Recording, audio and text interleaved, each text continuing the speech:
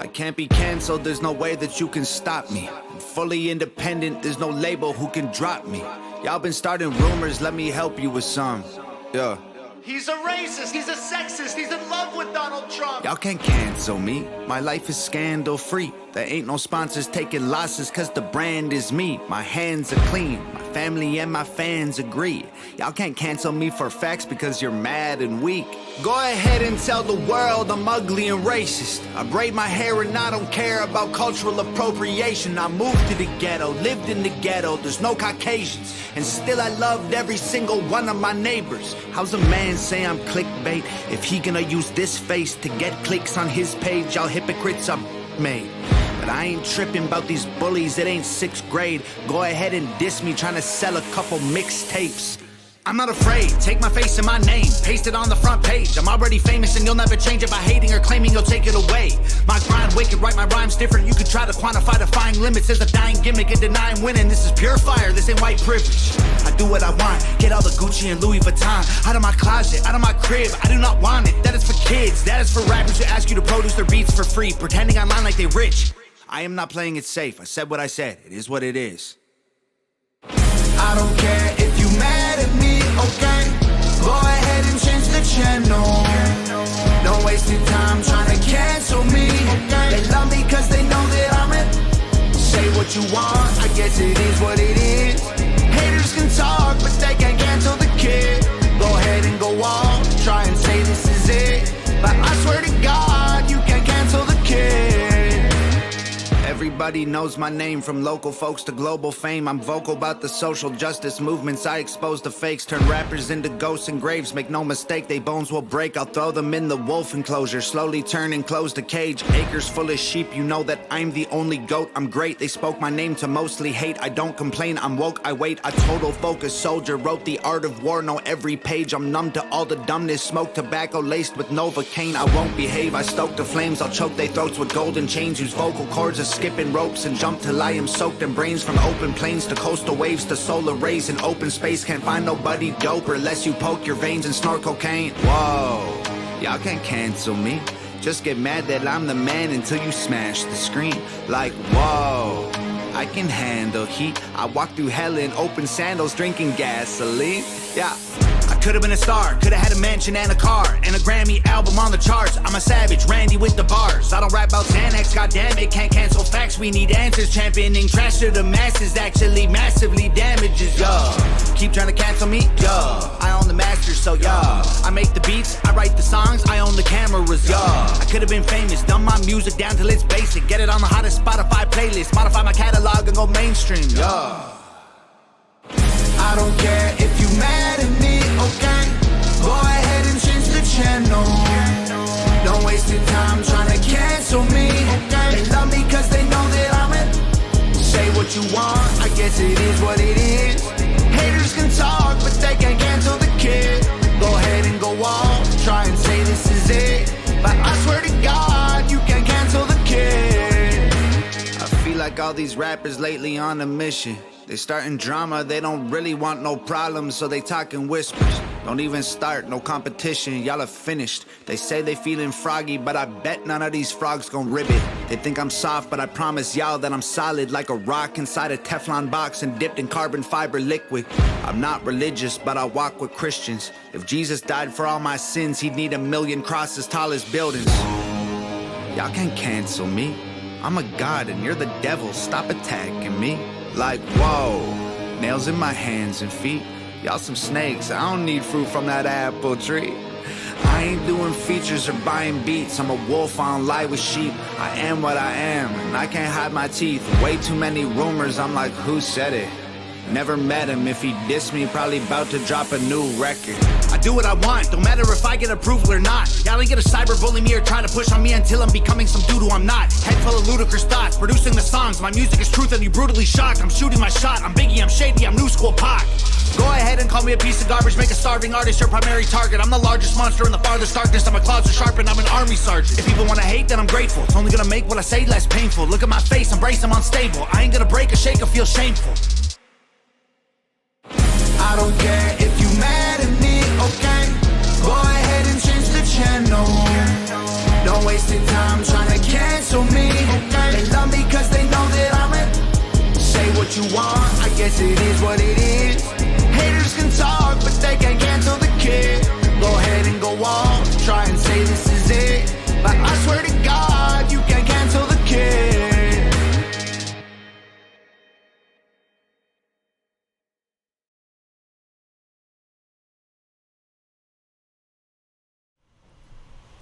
And welcome to the Andy Says MD show. Damn, my gain looks like it's a little high.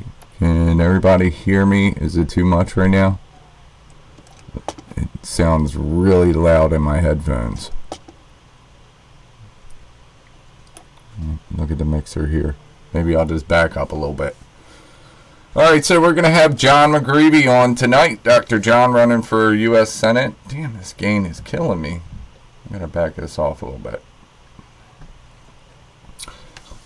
And he's running a little bit late right now, driving like a maniac, he said, with his new car. He must got new wheels, so he's flying around. So I'll wait for his text, and he'll call in. But also, we're going to start with the Newell Post. I don't know if everybody saw that. I know it's in our Telegram group. Very important video leading into the conversation. There is going to be a second part. Allie for Truth did it, and she's been a real big help to John and also Lyndon Loiter. So, yeah, those guys are doing the fan site, I believe, or somebody is.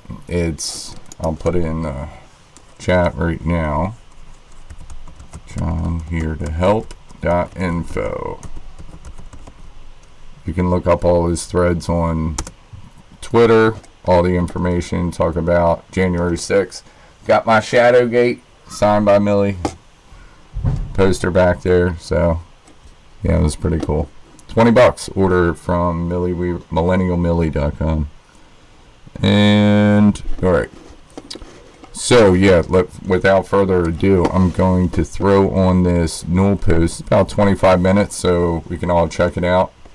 A lot of good information, especially if you live in Maryland. Definitely pertains to you, to me, and to certain elected officials. Let's check it out.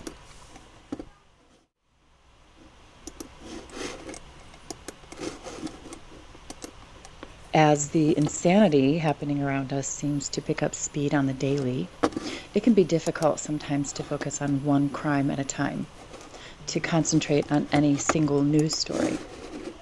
There's an oxymoron. Just want to check, can everybody see that? Because it's not coming up on my Streamlabs. Maybe? No. See, alright, let's do that again. We're going to delete this one.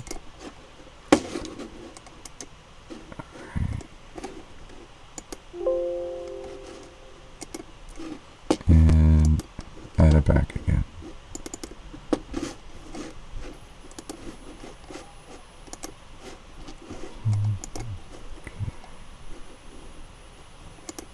Aha! There we go.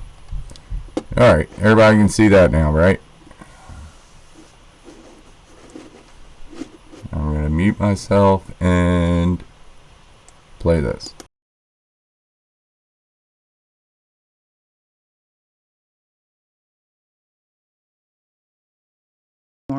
Is it news or a story? It can be difficult sometimes.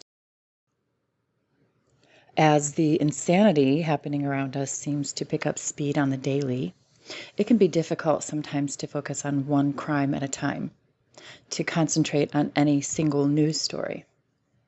There's an oxymoron. Is it news or a story? For example, I am in the midst of writing part 2 of the January 6th special. And see, I was careful not to use the phrase "in the middle of," because that would imply that I'm halfway done.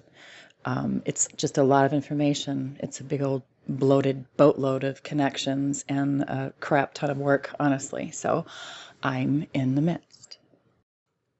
And in the midst of my digging up the bones for part 2, this new story was brought to my attention. Nobody I've spoken with has even heard of this incident having taken place, and likewise, and like me, no one had ever heard of this judge, air quotes, before this news of his suicide, air quotes, broke. And there's a reason for that. The story's being buried by bureaucrats like high-level radioactive waste, and there's a reason for that too. And that's where we're going today. Jonathan Gray Newell, age 50, served as state's attorney from 2003 until he was appointed as a judge to the only circuit court in Caroline County, Maryland, in 2016. Before that, he was top prosecutor in a rural Western Shore community. He was a member of the Drug and Alcohol Abuse Council, Handgun Roster Board, and chair of the Narcotics Task Force Advisory Board. He was also a member of Maryland State Attorneys Association, as well as Ridgely Lions Club and Caroline County's 4-H Club. According to WBALTV.com, federal prosecutors were sent to arrest Judge Newell at his home, one of his homes, for the sexual exploitation of minors on September 9. The criminal complaint states Newell set up a camera at his cabin where he often stayed with underage children. A young boy found this camera in the bathroom, pointing straight at the shower. Newell denied having put it there, but digital devices found in his truck, in his office, and even on his boat contained videos of him setting up this same camera in this same bathroom. There were also several videos of juvenile boys showering. When the judge showed the camera to the investigators, there was no SD card inside. Why? Because it was inside him. He ate it. He literally ate it, put it in his mouth, chewed it up, swallowed it. So the next day, they took him to a hospital for a CT scan, and a metallic foreign object was found in his bowel area. A very crappy development for his honor indeed. We are told that the criminal case against Judge Newell has been opened to the public. So, being all investigative and stuff, I looked up case number 1:21-MJ-02533-JMC. Do you see it? This is a criminal case of sexual exploitation of a child involving the judge, all right, but it's from 7 years ago. It's from 2014. This judge had a history. It wasn't some big secret being kept from the authorities. In fact, I'm going to share some snippets of a couple of dirty deep state demons singing this guy's praises, years before he was charged with his crimes against children. Proof of how they conspire and work together and cover for each other. The feds had already raided his house like a month and a half before. They already had what they needed. They had it way before that, as a matter of fact, and I'll show you that too. Oh, and the entire time these investigators had been investigating this effery, Judge Newell was on paid leave. That paid leave was extended to the end of this month, when these investigators found there was just too much evidence to sift through to come to a hasty conclusion. Shocker. Not 2 months later, another federal criminal complaint is filed against Judge Newell for child P, and he offs himself the next day? Something is amiss here. It's also extremely fishy that a dude who allegedly makes $172,000 a year can afford this house, a cabin, a boat, payments to the ex-wife who divorced him last year, wonder why, and who even knows what else. This is how they roll. And they all cover for each other. Case in point, look what vermin was championing this perv way back in the day, years before he was charged with these atrocities against minors. Yup, Baltimore's own Rod the Bod Rosenstein. Roro. He speaks fondly here of Judge Newell's integrity and sound legal mind. Here are a couple of articles. One is from 2010 and the other from 2014, where these two men from the same rural area where Newell resided were sentenced to 40 years each for counts of producing and or receiving CP.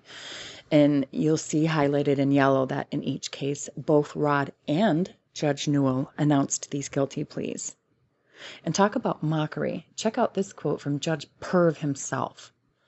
The governor and now the citizens have given me the power to dispense justice. And he includes the power to terminate parental rights. Why? This power-granting governor to whom Newell was referring was this clown, Harry Logan, Larry Hogan, scumbag. Should we talk about the conflicting testimonies of the so-called authorities' version of what went down versus the neighbor's account? Was there just the one shot that the judge allegedly inflicted upon himself moments before the feds fell upon him? Or were there 2 shots? 3? Flashbangs, how many, if any? Each description of what happened was different, but not as different as this. I was going through my research, just double-checking sources, and I'd cropped this headline from the ChesapeakeToday.com earlier in the week. And when I found it, I noticed immediately that the date was August 2, 2021, more than a month before the event actually occurred. Weird enough, but when I returned to the page, I noticed that the date had not changed, but the headline had. Look at this. They changed it from Circuit Court Judge Jonathan Newell was surrounded by cops and took his own life. So even that's a different version. And look, it's dated August 2, 2021, weeks before it even happened. So I go to look the next day and it's changed to this. Judge Newell's curious summer vacation ends on September 3, 2021, says Maryland courts. It's a good thing I took that screenshot. They're trying to kill this story. Here we're told that Newell's alleged suicide happened on September 10th, just one day after the complaint was filed by FBI Special Agent Rachel S. Korn. Now, why does that name sound so familiar? Because she's the same agent who filed the criminal complaint in 2014. How did Newell not only get off scot-free, but go on to be appointed judge? Why didn't he get the 40 years the men he helped Rosenstein put away get? How was he able to personally handle hundreds of child abuse and sexual offenses? Why is the same FBI agent bringing the same charge 7 years later? Here you can see how some of the videos they found dated back to the time of the first criminal complaint in 2014. They all knew, including the disgusting governor who appointed him, who was quoted as saying it was his honor to appoint Newell, since throughout his legal career he had exhibited integrity, intelligence, and a strong commitment to justice. So what really happened here?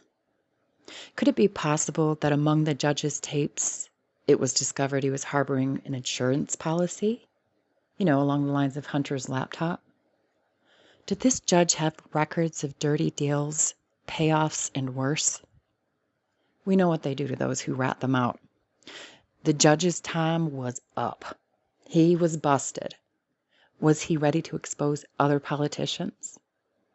Did he know too much? He'd certainly made plenty of important friends during the course of his illustrious career, close friends, both in Maryland and Delaware. And Judge Newell lived very near that border, by the way. Now, who else do we know like that? What other judge? Maybe one who owned this house in Lewis, Delaware, even though he lives and works in D.C.? Maybe one who once called in a favor to his compadre in Caroline County when his piece of crap son was in trouble after being busted in the Operation Broken Heart sting? One who speaks out publicly against the evils he commits privately? Perhaps one who allegedly retired, but who still lords it over the courtroom and over people he threw in jail because of the events of January 6th who shouldn't be there? So many questions. Nobody's talking about this. They are trying to quash it, not because it's not volatile enough on its own. It so is. But because if my theory is right, and this judge did have the goods on these muckety-mucks, boom, there goes their January 6th narrative. And they know if the truth gets out about what really happened that day, and who was really involved, and how, There goes the planet. Stay tuned for my next article, part 2 of the January 6th special, where I plan to tie up some loose ends and dive deeper into the truth of what happened. You can find all my articles on johnheretohelp.info, #1 fan site, and you will also find daily updates on the clock by the incredibly gifted and talented Philly Q, as well as some outstanding work product from our friend Captain Lyndon Leaders. He's been cranking out some amazing stuff, including the reading of John's deposition to the office of Mr. Linwood. He's making music over there, some sick beats. Please do go check it out, johnheretohelp.info. And you can also post a prayer for John or just say, hey. We've got some strong bloggers too, and also a place to donate to John's campaign to represent Maryland in the Senate in 2022. Win big, vote pig. You can also donate on his McGreevy for Senate website, and I will link everything below. Okay, guys, that's it. Just keep fighting the good fight. Finish the race. And keep the faith. As the insanity happening around us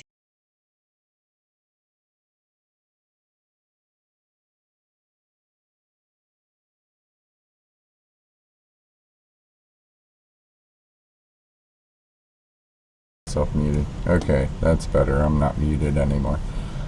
Just checking the chat out. Yeah, the Newell Post, that's an excellent video. Like I said before, anybody in Maryland, like, this is going to be pretty big. And talking to John about this it's even bigger than a lot of people think. But the pedophile ring seems to always be that way. It's certainly a club all around the country, all around the world. And when John gets on, he's going to explain some more of that. Did anybody have any questions about the Newell Post, or any general questions we could ask while we kill some time? Yeah. He almost ran over a guy in a wheelchair, I know that much.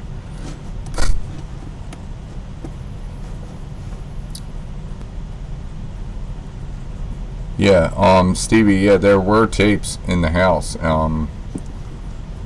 There was that one in particular that Allie was talking about in that video, that it definitely had some implicating data on it.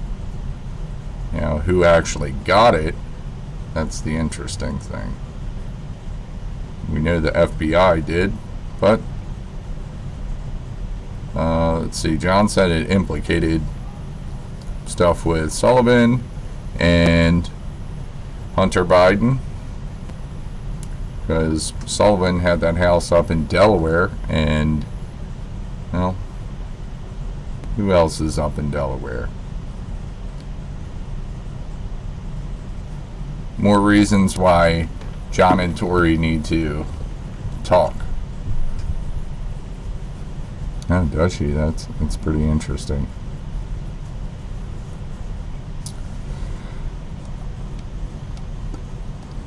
Yeah, I guess in the meantime, we could probably look at some local news and see what's going on here.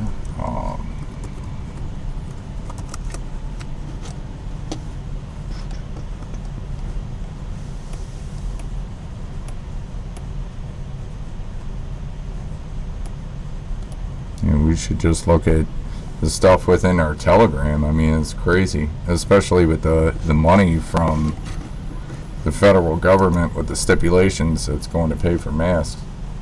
Question.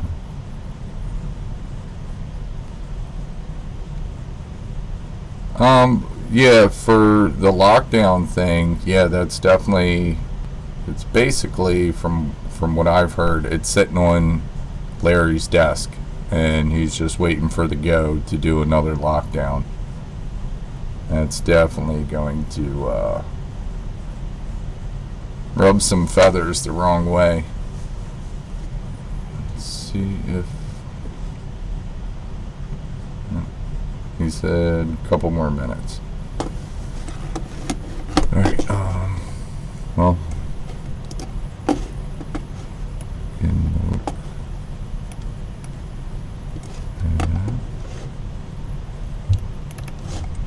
Sorry, I'm not totally prepared today, guys, because I had to do like this crazy setup in the basement where I never usually podcast from.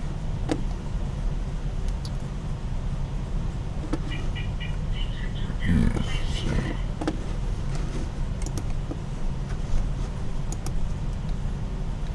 I think while we wait for John, I can just run to another song, because it's another Tory sample song, but we can definitely feel it all coming in the air tonight. So I'm gonna just play another song while we wait another couple minutes for John to come on.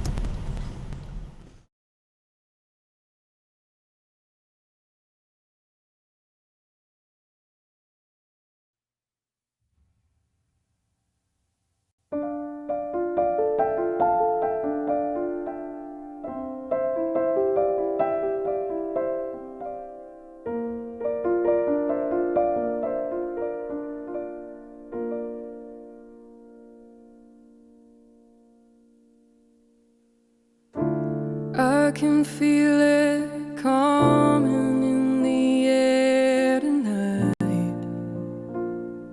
Oh Lord,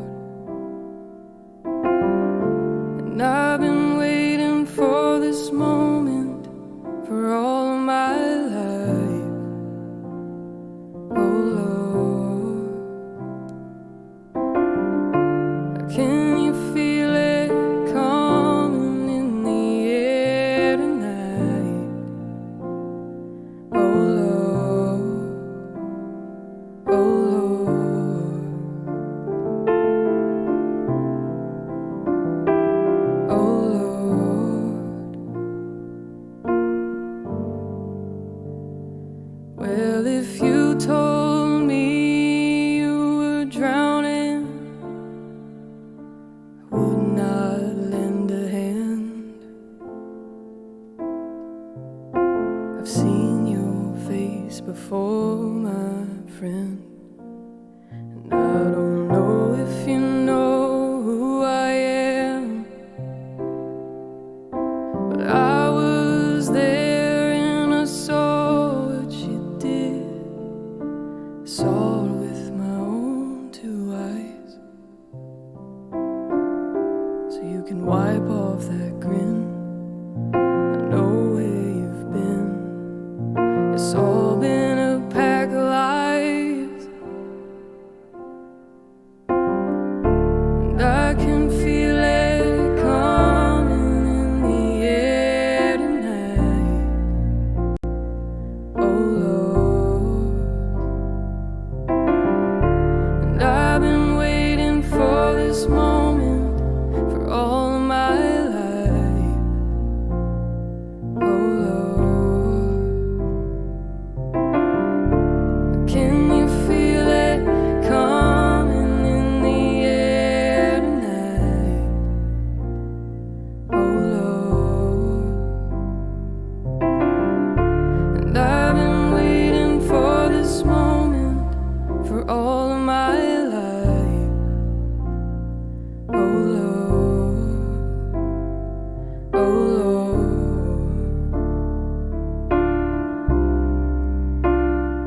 oh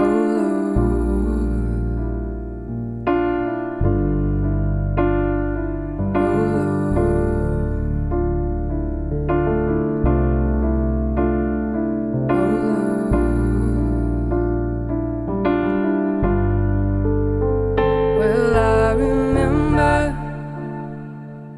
I remember, don't worry. How could I ever forget? It's the first time, the last time we ever met. But I know the reasons why you keep your silence up. No, you don't fool me, 'cause the hurt doesn't show, but the pain still grows. It's no stranger to you and me.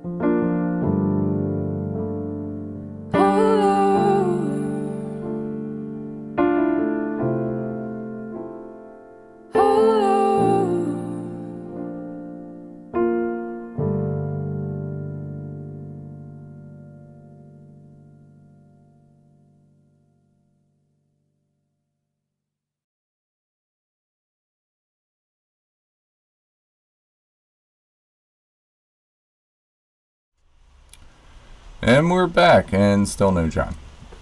He's busy, but let's see where he's at right now.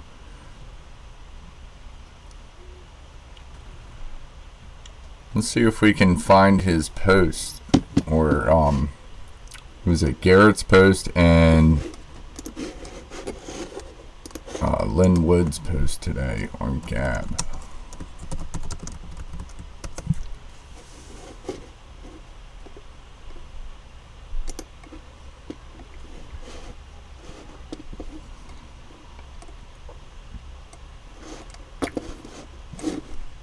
John, you're killing me because I didn't have anything else set up. Let's see what. There's like nothing coming up. Oh, okay. Alright, now he's ready. Okay. Alright, so what am I doing? Play another song while I get all this set up. Let's see.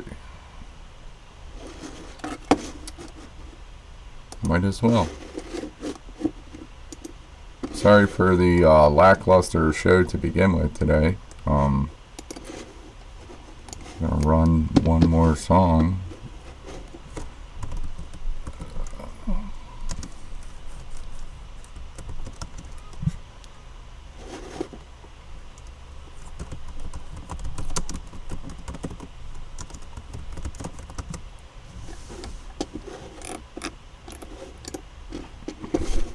Okay. Let's go help Be people right back. customize and save with Liberty Mutual.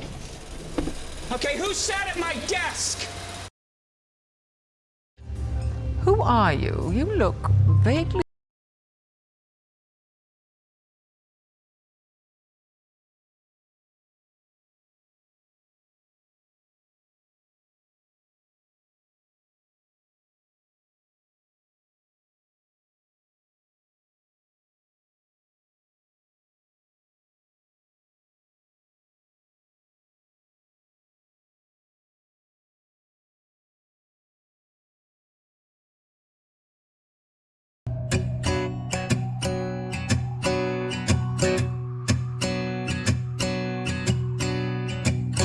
Baby, can you see I'm calling? A guy like you should wear a warning. It's dangerous, I'm falling. There's no escape, I can't wait. I need a hit, baby, give me it. You're dangerous, I'm loving it. Too high, can't come down. Losing my head, spinning round and round. Do you feel me now? The taste of the lips, I'm on a ride. You're toxic, I'm slipping under with the taste of the poison paradise. I'm addicted to you, don't you know that you're toxic? And I'm in love with what you do, don't you know that you're toxic?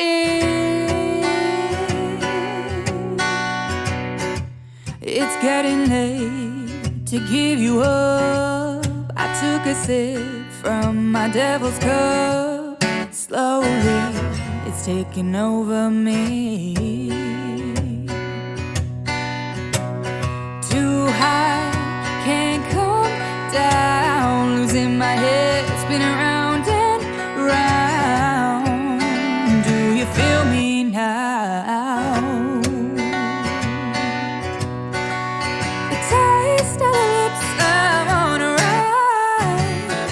You're toxic, I'm slipping under with the taste of the poison paradise. I'm addicted to you, don't you know that you're toxic?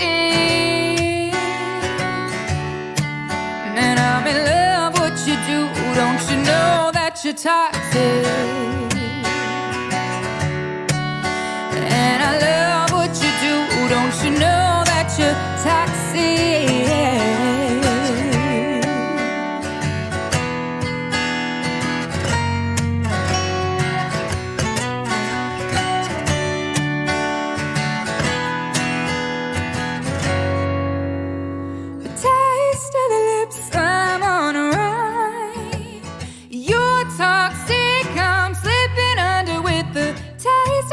always in paradise. I'm addicted to you, don't you know that you're toxic?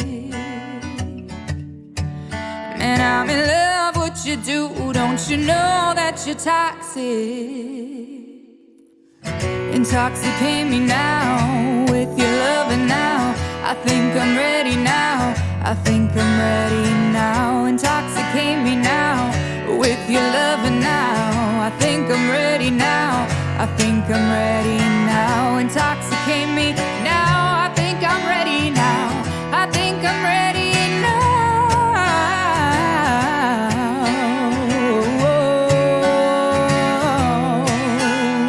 Yeah, intoxicate me now.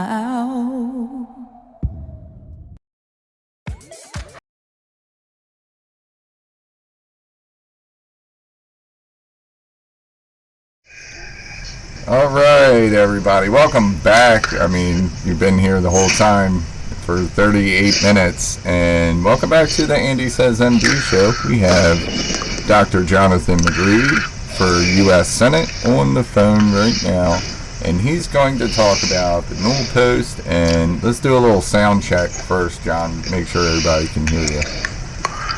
Check, check, check. I'm still getting some hits on number 3, Ricky. Yeah. Sound check. Can everybody hear John all right? Let's see. Hello, everyone. I apologize for being late. Hey, he's a busy guy. Busy guy. Let's see if I can... I was dodging wheelchair-eating dogs is what I was doing. Vicious. You should have fought the dog. No. All right, can everybody hear John all right?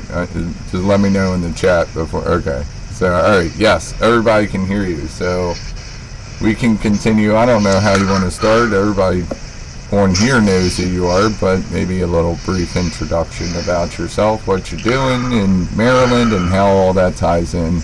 The floor is yours, sir. Well, thank you. Hello, everyone. Again, I apologize for being late. It's not like me. I have a thing about being late. This is unavoidable. My name is John McGreevy, also known as Ryan White, also known as Susan, but don't ask about that one. It's one weekend, I swear. No. And I am running for Senate. I am running for U.S. Senate in Maryland. And I appreciate your time. I've been on Twitter quite a bit. That was about the only thing I was on. I've never really been big on social media. Twitter was the first thing I got on. Fortunately, I met some really good people, and a lot of people were listening. And Twitter did its Twitter thing and kicked off a lot of people. So this gentleman was nice enough to bring me onto his show and share his audience with me, and here we are. I believe you just listened to the Judge Newell investigation, which is just starting, believe me. I might as well start there since it's fresh in your mind. That was done by a very talented, very gifted investigator couple, Alley for Truth. She put it all together. Of course, I'm here in Maryland. I'm not far from where a lot of that happened. Judge Newell, wink wink, committed suicide, which everyone does with 3 shots to the face. But overachiever, I suppose. There is debate whether or not it was 2, possibly 3 shots to the face, but that's a typical FBI suicide for you. And then they came out just recently with a story about how it was a .44 Magnum, so they could explain the amount of damage to his face. No, it's just 1 shot, just a really big gun. So everyone's known about him. He has known.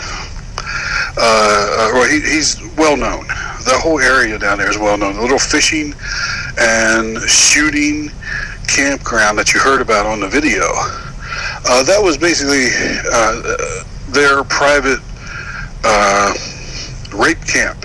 This is where they would bring young men from all over. Not just him, his very important, very connected friends would bring them there. Many of the, let's just say, extremely well-known people from Delaware, wink, wink, would bring people here because it was not in Delaware. It was out of state. It was in Maryland, across the border. Maybe about 45 minutes away, but not that far. But it was another state. things where they could do the horrible thing. The joke was, I mean, they never really went hunting or fishing. The joke was they would fish for boys and hunt for bullseyes, meaning butts. Use your imagination. So you'll notice they mentioned in some of these articles right at the very beginning when this was ongoing that when they went in to interview the judge at the cabin, this is when he ate the little drive. I'm sure everybody remembers that part. The judge chomped down on it and they had to take an x-ray. When they went in to it's a group of cabins, it's not just one. And it's the only thing out there's this little campground with a fishing village with all these cabins, and there's a town nearby. That town is incredibly small. There's only 146 people registered there. That's how small it is. So it's very secluded out there. This is where they go. So this is a private fishing, hunting campground. The judge, when they went in to interview him, when he ate that thing, there was another person there in a different cabin with 6 boys. Wow. Over there. Okay? And this is mentioned only in the very earliest articles. Now, there were state police there and FBI, and whoever this other person was. Now, we are getting it. We think we know, actually, but I'll just tell you that they were extremely well known and extremely well connected because they were able to pack their stuff and walk out past state police and FBI like they were invisible. They weren't even questioned. But they were such high profile that we were able to find out who it is because the state police did not like this. They didn't like what's going on. So they are talking because this has been taken over by the feds now, and the state police have been kicked to the side. And quite a few of them are letting things out. The judge is a well-known pedophile. His wife has known it for many years. Wait till you hear some of the stuff that she's talked about. Unfortunately, his sons were abused by him and by others. He allowed it by others, and then his sons were also used for fishing. They would befriend other boys that they were interested in. This was part of his fishing exploit. He would send his sons out to groups, join this group, join that group, those boys, and different age groups. His sons were different ages, but he would send them in, and that's how he would use them to infiltrate other groups, befriend them, invite them over to the pool, invite them over here. And this is how he used them to fish for other victims. Wow. And it's absolutely disgusting, pathetic. These children need help desperately. But this was a private little hunting and fishing village for very well-known people, very well-connected people, and it's coming out. They're trying their darndest to bury it, to keep it quiet, but it's not going to happen. And one of the very well-known people, his name rhymes with Rod Rosenstein. Very subtle. I was never good at that game. It slipped. Yeah. He's known Newell for years. I mean, you're talking years and years and years, well, way over a decade. And he has profusely praised him all over. It was Newell, who, just like in the video you'd seen, that was handling Judge Sullivan's son's arrest in Operation Broken Heart 2. He was the state's attorney who handled the charges locally and gave them to Rod to make them disappear federally. And for this act of corruption, even though they knew what his history was, he was charged years ago. You saw it in the video. He was charged with the exact same thing years ago, and they let it just vaporize. The same thing they did to Sullivan's son. Charged, and they just let it disintegrate, disappear. Nobody even thinks of it. Same thing for the judge. You saw it on the video. He got a charge from 2014 for the exact same thing. And just disappears. And he's able to get a job as a judge. Well, for his participation in letting Sullivan's son go, Rod and Larry Hogan, the governor of Maryland, who's also involved in this crap, gave him a judgeship. That was his payoff. Knowing his background, knowing what he was like, everybody knew about his creepy Facebook posts about boys, how sweaty they get, and people knew about him. They'd even seen videos of him because he wasn't that discreet. he had beyond just, this is horrible, beyond just boys, he specifically liked analingus from behind. And there were myriad jokes about this, about he would do this, and he would, there were videos of him doing this, going back years, and everybody knew it. There were jokes about him doing it. And he still got to become a judge. Now, as a state prosecutor, people will remember this part, he was the top state's attorney in the county. He personally would handle any, or almost all that he could, sex abuse cases. But if you look at the record, you can actually, it's Maryland, you can look these cases up. Almost everyone he handled involved boys. And it involved media, as in pictures, videos, things like that, because he wanted them. Okay? That's what he liked. But he was one of them who had provided any child porn that came across his desk, or any cases, anything that came in. He was one that provided copies to Bridges, the format for Biden. There's some other people supplying it. But he had he's a pedophile. He's dead, and that's exactly what you should do with him. So no love lost there. But he's one of the dirtiest, scummiest ones out there. And it's a great example of how when they control someone, they got him controlled 100%. They put him in as a judge as a payoff, but they control that judge. Do you think, having the evidence against him that they did, that they're ever going to lose a case in that court? Of course not. And they'll move cases to that court to get it. Oh, change the venue, move it over there. They'll move it here, move it there, but they'll move it in front of him because they control him. And this is how they work. So he got his promotion for getting Judge Sutherland's son off. He did his part, gave it to Rod. Rod made it disappear at federal court. And disappeared. Same thing happened to him. And now, when he has actually died, there are different stories about it. He was on house arrest at his home for the weekend. Now, he had disappeared before that from the bench. Other judges had to step in and cover it. So there's a lot of talk going on about why. Everything was clamped down. Nobody knew for sure. But everybody knew something was up. And his neighbors all along there knew that he was under house arrest. Because there's lots of cops outside making sure he doesn't leave. So they all had their security systems pointed at his house in case something happened. They had their Ring and they had their security cameras, everything they pointed at his house, recording, because they knew something was going on.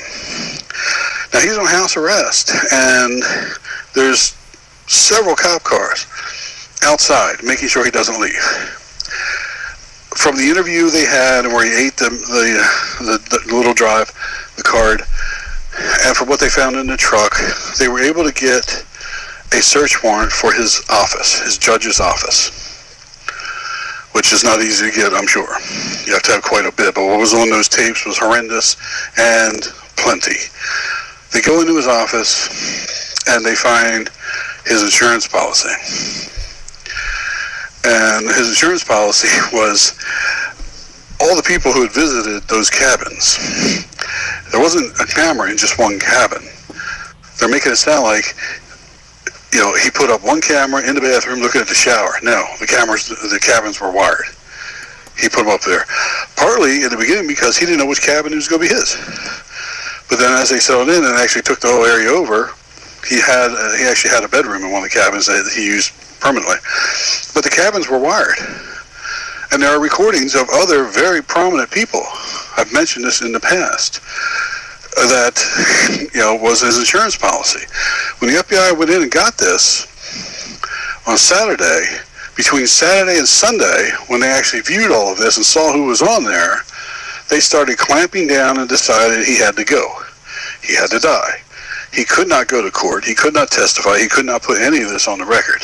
Way too embarrassing for big-name people. So even though he's on house arrest, even though he knows it's coming, even though there's a bunch of cops outside. The FBI shows up Monday morning with a full-ass SWAT team, goes blowing through with a flashbang, and oops, shoots himself in the face with a 44 Magnum. Oh, hate when it happens twice. So they just, whatever was on the insurance policy, we do know, and some of the state police talking about it, and some of the people that were on there, it was decided he had to be gone. He had to be taken care of. And he was. And then they issued a statement, the FBI issued a statement, and said that there was only one shot fired, and that was his suicide shot. But they had already changed their story from they went in and found him dead. Then they tried to say it was a suicide shot as soon as they entered, and as soon as they entered, he shot himself. Then the neighbors came out and said, well, no, there were 3 shots, 3 loud bangs. One was the flashbang. When you went in, there was 2 shots inside the house, because it's been taped by every neighbor. There are multiple versions, and they've already talked about it online. So it's like, then they tried to change their story again, didn't work. So instead, they're clamping down on it, and they're getting the media to change it. That's why you saw in the video that they've changed headlines. And they're actually getting the media to go back and change the story and change the headlines to match their latest statement, because it's wrong. Once again, covering up because of who's involved there. And I said, this is a great friend of Rod's.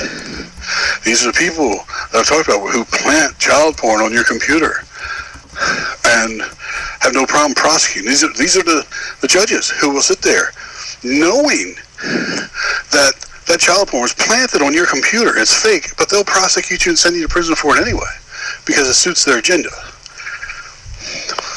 These are the people. They're coming out now. So people are seeing, firsthand who they are, what they are, and once again, the exact same type of charges, exact same type of horrible behavior, and it's the same people. Here's Rod again, right in the middle of it, his buddy. Here's Sullivan, same stuff, the exact same thing as Sullivan's son. I mean, how many times you got to see it before you're like, hey, there's something there. He's on it. It's horrible. And beyond all this, we have children, dozens and dozens and dozens. I mean, well over 100 children have been abused, so that should be the focus right now, to find them and help them. I mean, imagine what they're feeling. I mean, abuse is hard enough, but when you're not the judge, where are you going to turn? I mean, who can you report to? It's like, they tell you if something's wrong, you tell somebody. You tell the police officer. What's he going to do? Arrest somebody and go in front of the judge? The judge is doing it. Yeah, so I think that's the biggest problem that a lot of people are running into. We don't generally have faith in either law enforcement or the courts because of these bad apples and these bad actors that are causing all this to happen. Yeah. Oh yeah, and it destroys it. It destroys much more than just the lives they touch. It's the ones around it. It's the entire institution. But look at, like on the video, there were a couple of examples given. There's others where this particular judge, as a state's attorney, had worked with Rod directly, because they're friends. They're longtime friends. Had worked with Rod Rosenstein directly. And this one guy, he got like 40 plus years. The other guy got 40 plus years for possession of child porn. And that night the judge goes home and is abusing boys. That's the kind of people they are. Publicly, they're going to make a statement. They're going to abuse their power. Make a statement, and that way everybody knows you don't mess with me. Everybody knows that I find that stuff abhorrent. When you got a huge collection at home and you got everything set up for the next few weekends to molest boys. That's how they are. And Rod wants to talk about how great this guy is, and nobody knows it. Wait till you hear some of his wife's poetry. His wife knew it. It's freaking horrible. So, it's coming. Part 2 of the video you watched is coming. And it's got a ton and details and specifics. It's just horrible behavior. And yes, he killed himself. Boo-hoo. Whatever. Or, they killed him. Also, boo-hoo. But they're covering stuff up. They will kill one to protect 20 other ones that are still out there and in position. Actually, more. this was a known meeting area for powerful people to abuse almost entirely boys. Their problem is it was recorded, they didn't know it, and now there's more than one copy out there. There are immediate references to thumb drive. Now they got the hard drive out of the judge's office. There was an early reference to the thumb drive. The judge backed up a lot of it because he enjoyed it. It's a powerful person in there abusing these boys. He had a copy of it, but he also enjoyed it. Say, he was a piece of crap. Because he enjoyed it, he liked watching it, he made copies for himself. There are other copies. He didn't do it, one's for get out jail free card, blackmail, power, but he made an extra copy and an extra copy and an extra copy because he liked watching it. Wow. And they know it, and they're panicking because there are other copies out there. And now the implication with those other copies, that would be, have other people involved, do you think, or it's... Yes. Okay. That's what I'm talking about. This area, this little campground, fishing, hunting cabins were used by very wealthy, very well-known, connected people to meet boys. This is where they would go. Wow. And he had it all wired. It was all videotaped. So it wasn't just, it was for his own personal enjoyment, but he was also recording these powerful people coming in because he knew it was this get out jail free card. He knew it was leverage. But he made extra copies because he enjoyed watching it, is what I'm talking about. So he did have one copy in his office. That's what they saw and decided to kill him. But there are other copies that he had made. There are other copies floating around that he had made because he enjoyed that kind of thing. Wow. Of these powerful people with boys, almost entirely boys. Wow. And I'm sure there's copies on top of copies by now, since the other copies have been out there, so hopefully the good guys are doing some stuff with it. You are. I'm trying. But he's been up against these type of people for a long time. And they asked Governor Hogan, Governor, I want to be President Larry Hogan, for a comment when he killed himself. And he said, I don't know anybody, and he referred everybody to the DOJ, basically dumped it back in Rod's lap, even though Rod's not there anymore. And he won't make a comment because he's involved in the crap. He knew all about him. There's no way you couldn't have been around the guy and not know. So, and then he promotes him to a singular highest judge in Caroline County with a massive, $175,000 a year salary as a payoff. Because he's working abroad. If this had come out, if he had gone to court, if he had testified, if he had produced the hard drive, holy cow, you got some big name people. People everybody knows who are going down, and they lose their January 6th narrative because of Sullivan and his son. Now, the implications with Hogan, is it more than just he knew about it, the collusion aspect of it? Is there any evidence to support that he was actually on these hunting, fishing trips? I have always been extremely careful when dealing with any details like this, because this is not something I would ever want to hang on anyone. Right.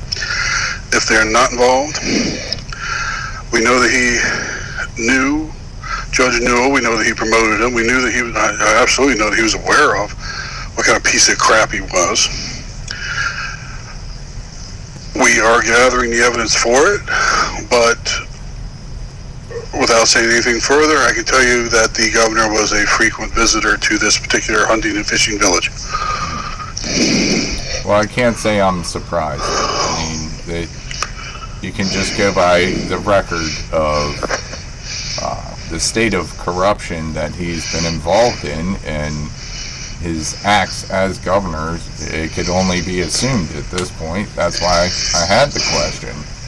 There's so many people that are a little more awake and start to critically think about each individual piece of news or narrative that they hear and start to question these things. And I'm sure everyone in the audience does the same thing.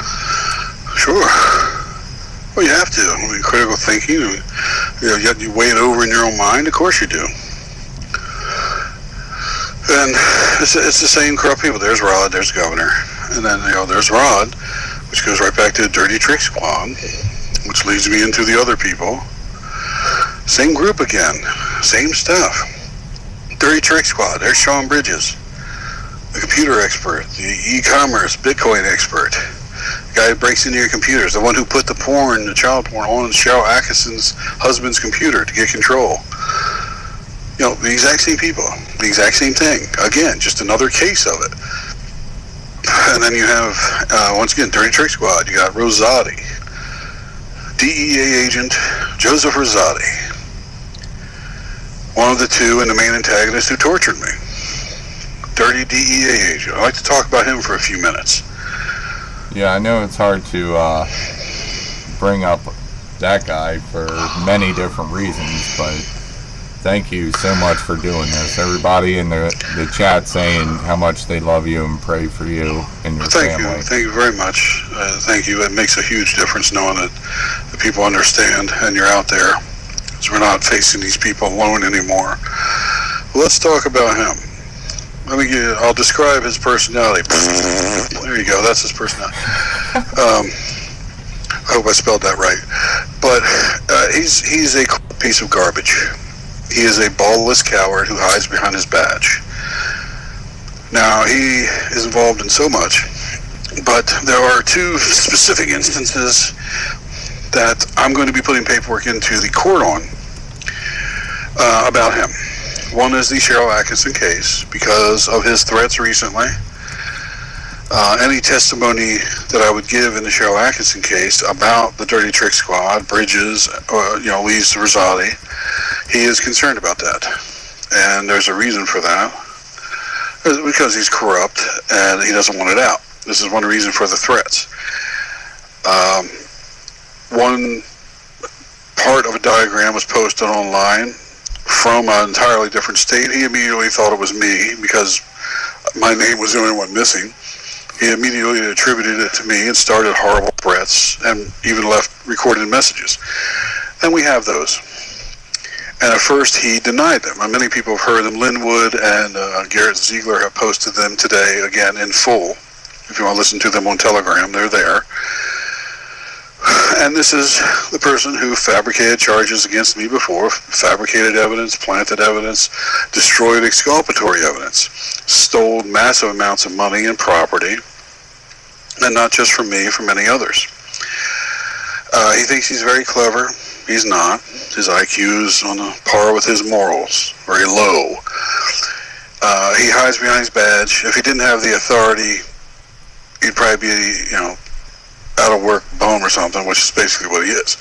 It's not just me saying this. There are dozens and dozens and dozens of federal agents who have had to deal with this guy and his lies. They put in legitimate work, and they work very hard on a case. They do everything by the book, and they get a conviction. He comes in at the end, look what I found, 2 kilos of coke. After the apartment's been searched twice, after the drug-sniffing dog's been through 3 times, but he finds it. It's fake, he's lying, but he wants the points, he wants the promotion, he wants the glory. He's a cowboy. And other agents have made multiple complaints about him every place he goes. And the DEA just moves him around, move the troublemaker around, and it happens everywhere he goes. He is completely dirty. He thinks he's brilliant. If it wasn't for his badge, he'd be in prison already. As far as money goes, he owes Midland funding in like 5 different cases. He owes them thousands of dollars on each one. He thinks it's a great cover. He's always fighting it. Oh, my credit's not so great. I owe money. I'm always broke. Well, you had hundreds of thousands in cash to give to your wife during your so-called divorce. He hides money, property, and assets in various girlfriends' names and in his family's names. And we have all of that. He's welcome to sue me if he likes. He's welcome to hitch up his little nutsack and meet me in court for real, and we can go over all their financial records because I know where it's at. I know all about his little dealings up in Cecil County and on Route 40. So come on, boy. Come on into court. You're the tough guy. Grab your little badge and come on in. Because it's not just me now. Now you got a whole bunch of agents, even in his own agency, who don't like him, who know he's corrupt.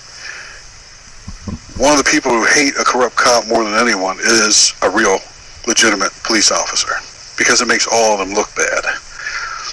So let me give you another example of what he's done. This is Joseph Rosati, DEA. He started a scam. Now, this was a scam. It's supposed to be an international scam where people overseas were calling. It's supposed to originate in the Philippines, I believe. And they're supposed to be calling random people throughout the U.S., pretending to be a DEA agent and saying that we intercepted a package that was addressed to you that had precursors in it for known drugs, things like that. Since it was only precursors and not actual drugs, although they are illegal, you can get by with this with just paying a fine. And you have to send $2,500, $3,700, $2,000, this type of stuff to a card online, a Bitcoin, stuff like this. Now, this was supposedly an international scam originating overseas, harassing people here in the States, and there were hundreds of them throughout the States for years. Now, if you received one of these calls, and we have dozens and dozens and dozens of statements from people who received one of these calls, because we've already got all this. And they said, whoever this was, they had no accent. They weren't from the Philippines. They spoke English, American English. And they said, whoever it was, they knew the lingo. They were good at it. This wasn't just some scam they cooked up reading it online. And some of the people they called were military. A couple were even police. And they were like, it doesn't ring true. Something's off. But here's the kicker of it. If you got one of these phone calls trying, a phony scam, trying to extort money out of you, pretending to be a DEA agent, if you decided, well, this is crap, I'm going to call it DEA. If you called the legitimate DEA, they would forward you to Joseph Rosati. He was the contact guy for this entire scam. So if you actually called the DEA to complain, you were forwarded to him. He was the one doing it. And he was also the one at the DEA in charge of investigating it. So so this was a great little moneymaker for him, among everything else. But here's the best part. Over a dozen people said when they called in, they said, that's the same guy. Because they called the same day or they called the next day. And 3 of them actually were able to record the scam call. When they came in, they were just set up to do it. They recorded the scam call and tried to keep the guy on there longer. And then when they called the legitimate DEAs, at the time they didn't know. They recorded it and they thought, I'll get the guy. I'll just play it for the DEA. But when they called, they were like, that's the same guy. And they recorded their conversation with him. And it's him. It's Rosati on both ends. Wow. Now he did this for years. And it gets worse. There were 3 phone calls. Now this is supposedly originating overseas. And there were hundreds of people throughout the U.S. They were told they had to pay. Now they were called. The phone numbers that these people recorded, there were about 8 or 9 different phone numbers, but there were 3 of them used in almost every instance. And one of them was a payphone around the block from DEA headquarters in Baltimore. One was a payphone at a gas station a block and a half away from his townhouse in Harford County. Well, you're right. His IQ is as low as his morals. Yeah, and the third one was a cell phone that he had used for official business off and on. That it was a burner phone, but dumbass had used it for different things, and it was actually tied to his official stuff. So, and these are the scam calls. Now, once it came out, once people started talking about it, because we put it out there, once he became aware of it, this international scam stopped overnight. What are the odds? So, and even worse, because he had done this scam, people around the country, they'd done this for several years. People around the country were talking about fake DEA agents ripping people off and, fake agents and stuff. Hundreds of legitimate agents serving warrants or high-risk warrants around the country faced assault and worse because of this. And many were assaulted, many were injured, and 2 were shot in different states. One in California, I believe the other was Nevada or Colorado. And the person who shot them, they were drug dealers, they were serving a warrant, but they flat out said on the court paperwork, so I didn't think they were real. Or, so if I'd known they were actually real, I wouldn't have shot them. But they were so hyped up thinking they were fake because of all this, that he got 2 agents shot.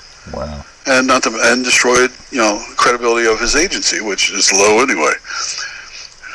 So, and then he hides the money in girlfriends' names and his family's names, and they buy, little properties and rent them and stuff. It's like, even a cursory examination of any of these will say, oh man, you guys got a lot of cash coming through, for the regular jobs you have. And the same thing with the Dirty Trick Squad. His buddies do the same thing. It's like you're making $98,000 a year with overtime, but you got a $3 million riverfront condo, custom van, custom bikes, custom cars. You're doing pretty good. You pay off your so-called ex-wife's house with $320,000 in cash. You must have saved for years. Well, what is your secret? Well, that kind of ties into the stuff that Mike Gill, who's been on the show, has talked about. Any transaction over 10 grand, the IRS is notified. So there's other people covering up for other people when these scams, and even the guys at the bottom will lead you to the guys at the top. Yeah, I mean there's a $10,000 requirement came in. Back in the 80s, I believe. I mean, there was a version of it back then because drug dealers were just buying, Porsches and Rolls Royces with cash and stuff. And they did that as a way in Miami to track things. Any purchase over 10,000. They get around it now. They would go in and Porsche back then, say $75,000. They would just pay cash for it. Cocaine dealer. So they started this requirement. Anything over 10, you had to pay or had to report it like that. So what they do is they just go in. And I mean, it's changed now, but what they do is they go in and say, okay, I'll put $9,000 down on this car, and then they come back, trade that car in, and another $9,000 on the next one. They just roll it over every month, which they get a new car constantly. They constantly are building up, cash on the car every month until it's paid off, and there's no reporting requirement. And they get a different car every month or two, so it makes it harder for the police to track them. So just keep going. But as far as the money, it leads into another part of it, which I've discussed for years. And I want to tape it and stuff, and then got Sean Bridges now. And I've said many, many times that he controls untold millions and millions of dollars online. Now, I've said this in different interviews. I'm sure people remember. Sean Bridges was the Secret Service agent who went to jail for Silk Road. Mm-hmm. And he was their computer hacker expert who had put job on the computer, formatted stuff for Biden. And he was the foremost government Bitcoin and e-commerce expert. Well, anything they came in, the DOJ, I've mentioned where they would manipulate cases. If somebody had a lot of assets, a lot of money in the bank, or assets they could liquidate easily, he would, they would tell him, put some stuff on the computer, find some stuff when you do a forensic exam. Oh, we found child porn. And the person would just give up everything and plead to a lesser charge so they wouldn't be going to prison as a child molester. They didn't want that. And they got untold millions this way when the person was innocent, or the person, a little bit of tax evasion, now you're accusing them of this. Something along those lines. White-collar crime, now all of a sudden they have this. And they had saved all this money. And then you have Rosati skimming cash and drugs off of drug busts, and they're converting it to Bitcoin. And you have him pencil whipping. A DEA is supposed to do an inspection of pharmacies every month, and that's to make sure, because most of it's non-narcotic, but there are narcotic painkillers. So there's specific inspections for those. Well, for certain pharmacies, he would pencil whip them through for a payment, and those pharmacies would do whatever they want. They looked good. This was several years ago. And they paid him real well for it. So well that he started working with some of them. So drugs that were taken from a drug bust they got his hands on, pills, whatever, he'd take them to these pharmacies. They'd sell them. It was all profit. He'd bust people. He'd bust people with the same pills 3 times. Take them back, sell them. Take them back, sell them. He would skim pills off of a drug bust, take them to this dirty pharmacist. I know who they are too. And they'd sell them, and then if somebody came in and got a whole bunch of them, they'd let them know. He'd go bust them and bring the pills back, sell again. Each time making a fortune. And this cash was converted to Bitcoin. They'd hide it. And I've talked about this over and over again, and how they controlled it, and how Sean controlled it for them. And I talked about this with things in the past. Well, they found it. And right now, this is their dirty money. It's in San Francisco. The DOJ has it, but San Francisco court is talking about it. It's over $3 billion worth. And I am putting in a paper, an introduction to myself and who I am and who I worked with, these people, and how they got it. I want the court to know that this is not just a seized portfolio. This is not just something the DOJ legitimately got off of some cases or something that built up. This is dirty money. This is stolen money. Part of it's mine. I'd like to have it back. In 2009, when Bitcoin wasn't worth crap, I had over 7,500 Bitcoin that they took. 7,500 in 3 different wallets. There's 3 different wallets. I had a wallet with 5,000 in it. We used to trade them for pizza. I got a Bitcoin one time for free for signing up for an email service. A free email. They gave you 1 Bitcoin. That's how worthless they were. Not now, of course. But 7,500 Bitcoin, it's over that, but I mean, basically 7,500 Bitcoins worth a chunk now. And they took it. And I have all the paperwork. It's on the court docket back in Arizona court paperwork and stuff back in 2009 that they took it. And instead of taking it, it was a fabricated case anyway. Everybody knows this now. He's a scumbag. He's admitted it.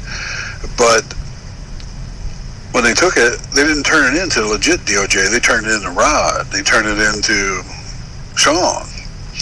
And they converted it online. It was already Bitcoin, but they just transferred it.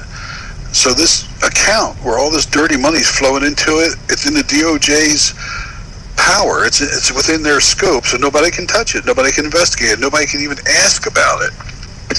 Because who are you going to ask? Excuse me. But it was hidden. It's the DOJ money. Don't ask about it. But it's over $3 billion. And right now, this particular account has nearly 70-some thousand Bitcoin in it, which is why it's so high.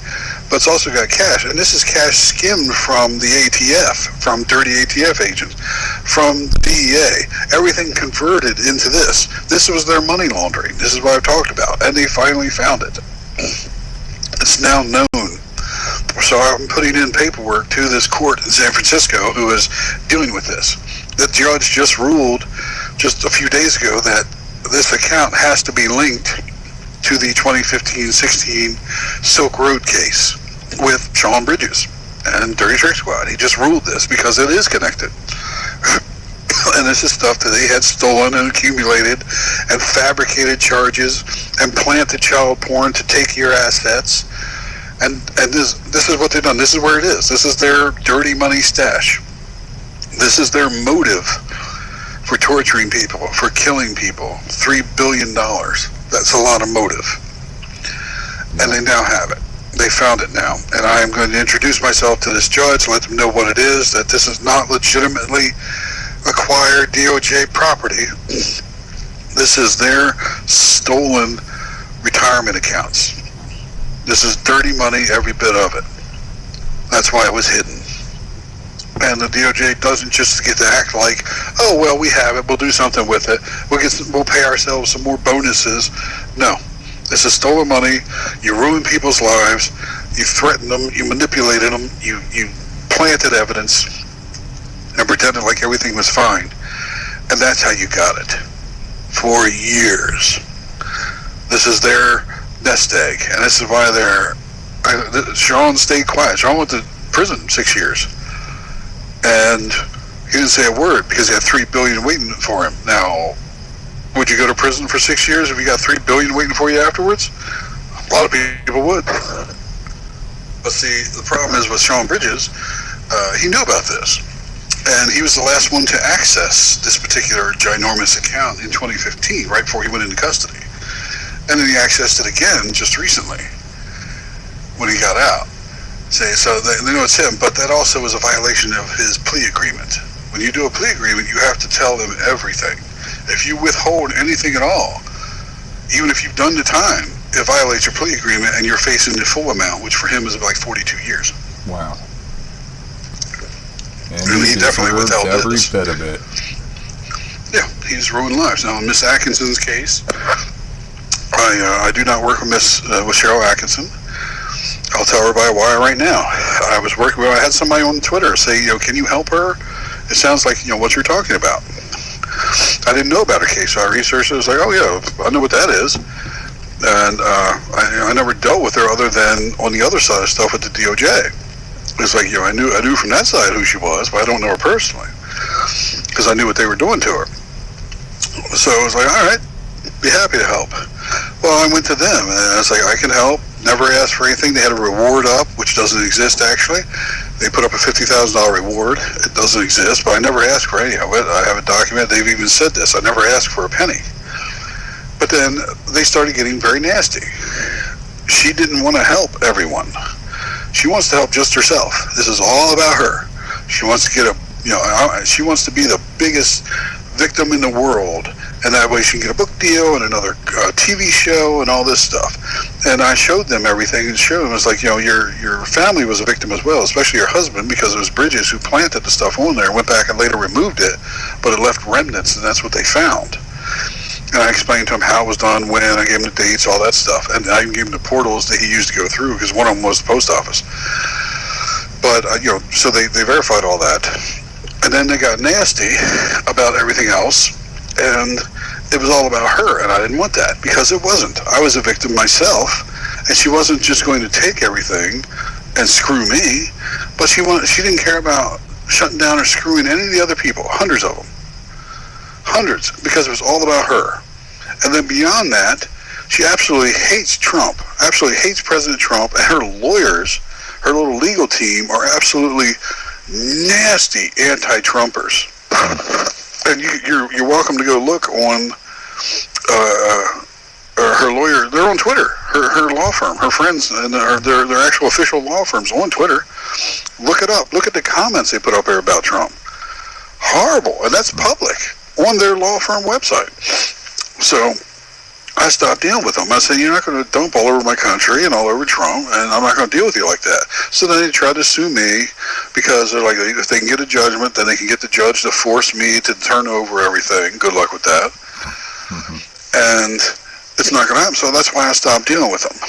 They're absolutely nasty, non-American and anti-Trumpers. And even when President Trump took time out of his schedule to do an interview with her, and he even looked at her case and said, it's certainly something that should be looked into. You deserve justice. He was very kind to take the time to do so. And then the whole time they're making fat jokes about him. He stinks. He tried to grab me. And it's just the nastiest stuff when he's doing something nice for them. And this behind the scenes, because I was in contact with them. And it's pathetic how they are. It's one thing's public, one thing's not. And to me, that was the same as like Rod. One thing's public, and look what he's doing behind the scenes. So I'm putting in paperwork describing the threats about Rosati in our history to the Cheryl Atkinson case, with some of the examples that I talked about here, about how he's gotten other agents hurt, the money laundering and stuff, and I'm putting in stuff to the San Francisco case, so they know what that is. This isn't money that just popped up. It wasn't just, you don't have $3 billion sitting in a drawer and you forgot about it.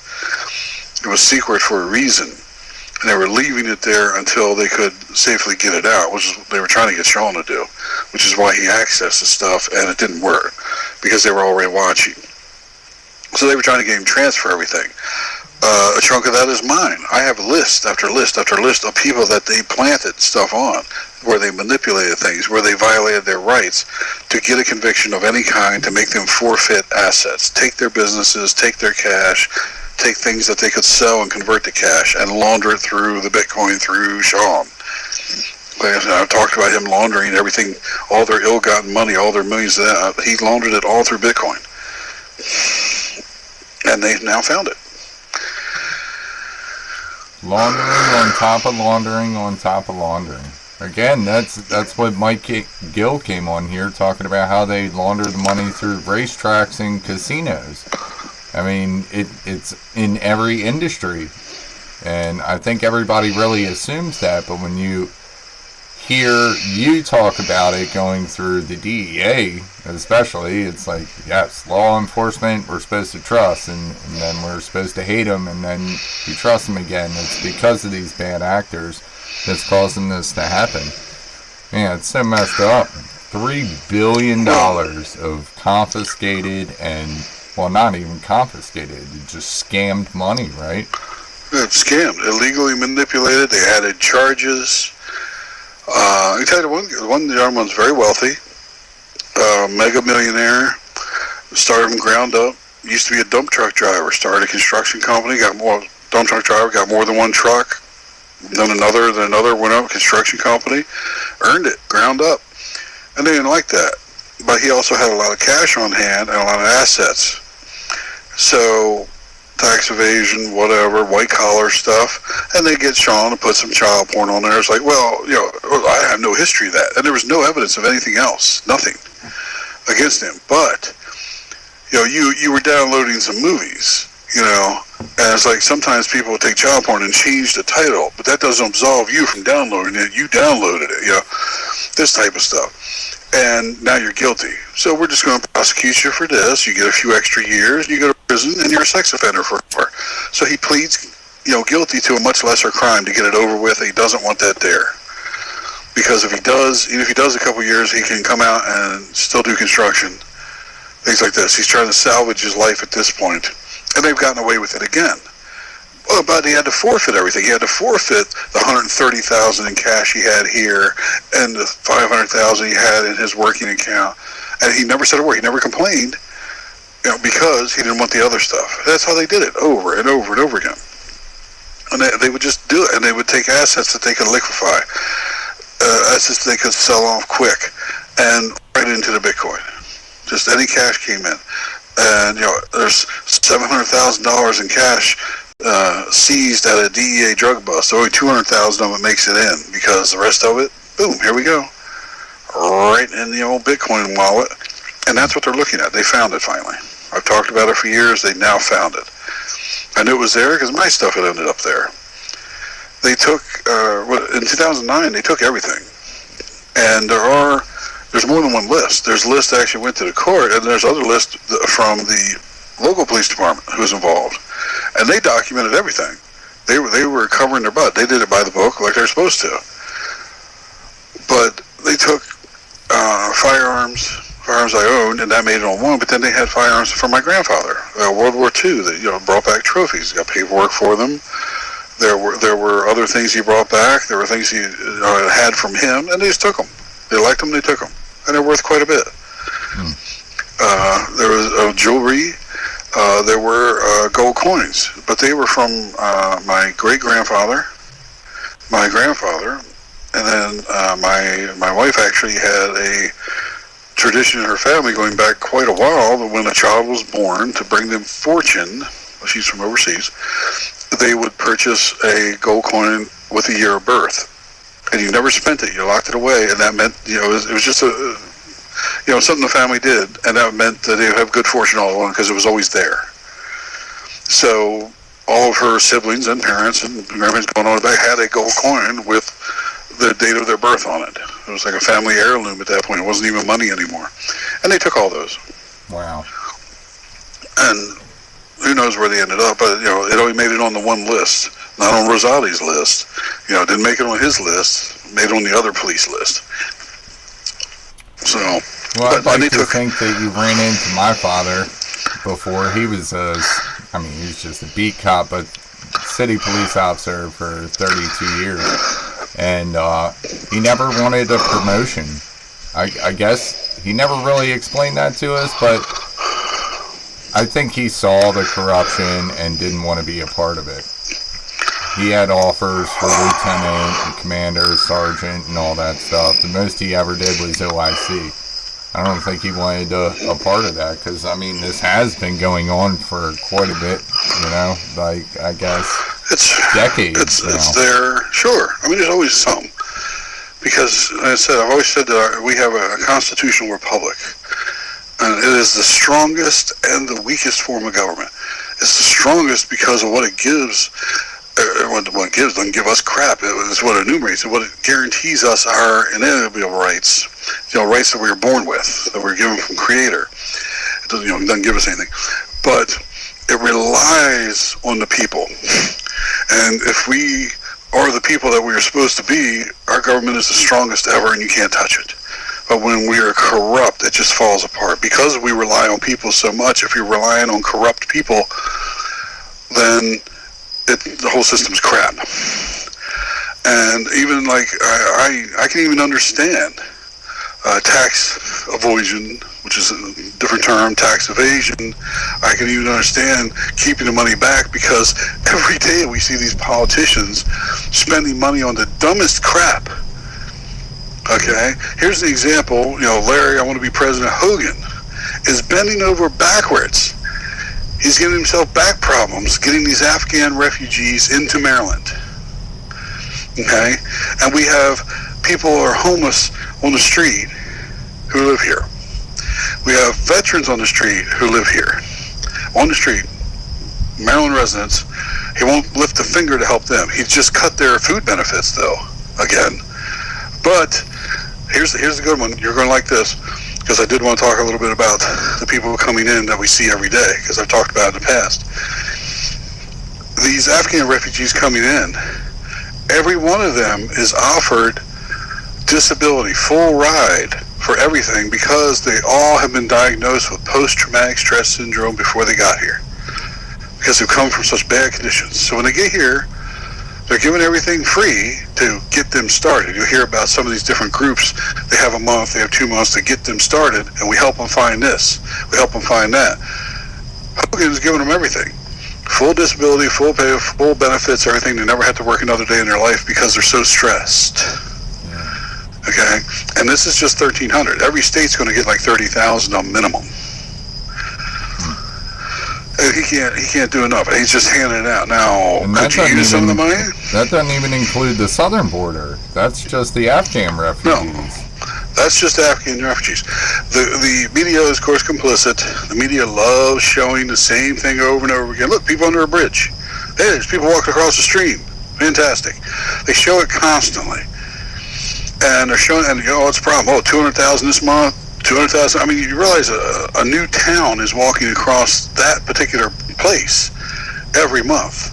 But what they're not showing you, what they're not seeing is the tanker ships, the cargo ships, loaded with people coming in the Gulf of Mexico and dropping them off in Mexico, and then they just walk right up. They're not showing you any of that. Have you seen any of those ships loaded up with people? Mm-hmm. No, they're not showing you. This is the new Mariel boat lift. When the Cubans legitimately tried to escape Castro's regime and came here to the country, Castro emptied out his prisons, like Scarface. He got rid of the prisons and the mental asylums. They're doing this now, different countries. Africa, South America, Central America, all these different countries. They're putting all their troublemakers on ships and sending their ass over to Mexico. And they're dumping them off, and they walk a few miles, and now they get a free ride, and they're American citizens. Yep. And that's why they're finding so many that have records. And they're not even coming across where they're showing you. They're showing you the same spot. They're coming across all over the place. So it's not 100,000. It's not 200,000 a month. It's at least twice that. But these countries are sending the worst people over. And it's huge business. But they're cleaning out all their responsibilities and sending them over to us. Well, you haven't seen one of these ships. And they're doing it at the airports. People are just flying in, getting off, and boom. You never have to work another day in your life. Yeah, I spoke with Sheriff Jenkins of Frederick County. He's, frankly, the only sheriff that calls me back. But he told me that Maryland is the third highest ranked state for illegal immigrants. And that goes back to Larry just opening the door and opening up his arms for everyone to come in here to give them the free ride. Because what's the benefit? Federal tax dollars for the state? Where's the exchange for this illegal immigration? And on top of that, like, they're being carted out to rural areas, so areas that aren't typically covered by news media, to keep it incognito. Yeah, they're being dispersed as much as possible. And, Hogan was saying, bring them to Baltimore, no problem. They send them money, and then they send them off. They send them out of Baltimore after they get it. Hogan's doing this not only for the money, but he wants to run for some higher office. And that's not a good idea to have him up there. there's there's more to it with the immigration. Like I was just saying that they're coming in through the airports, and there's flying in, boom, land, and hey, guess what? I'm a citizen, I get a full ride. And a lot of the more sophisticated ones actually come in with more ID and are getting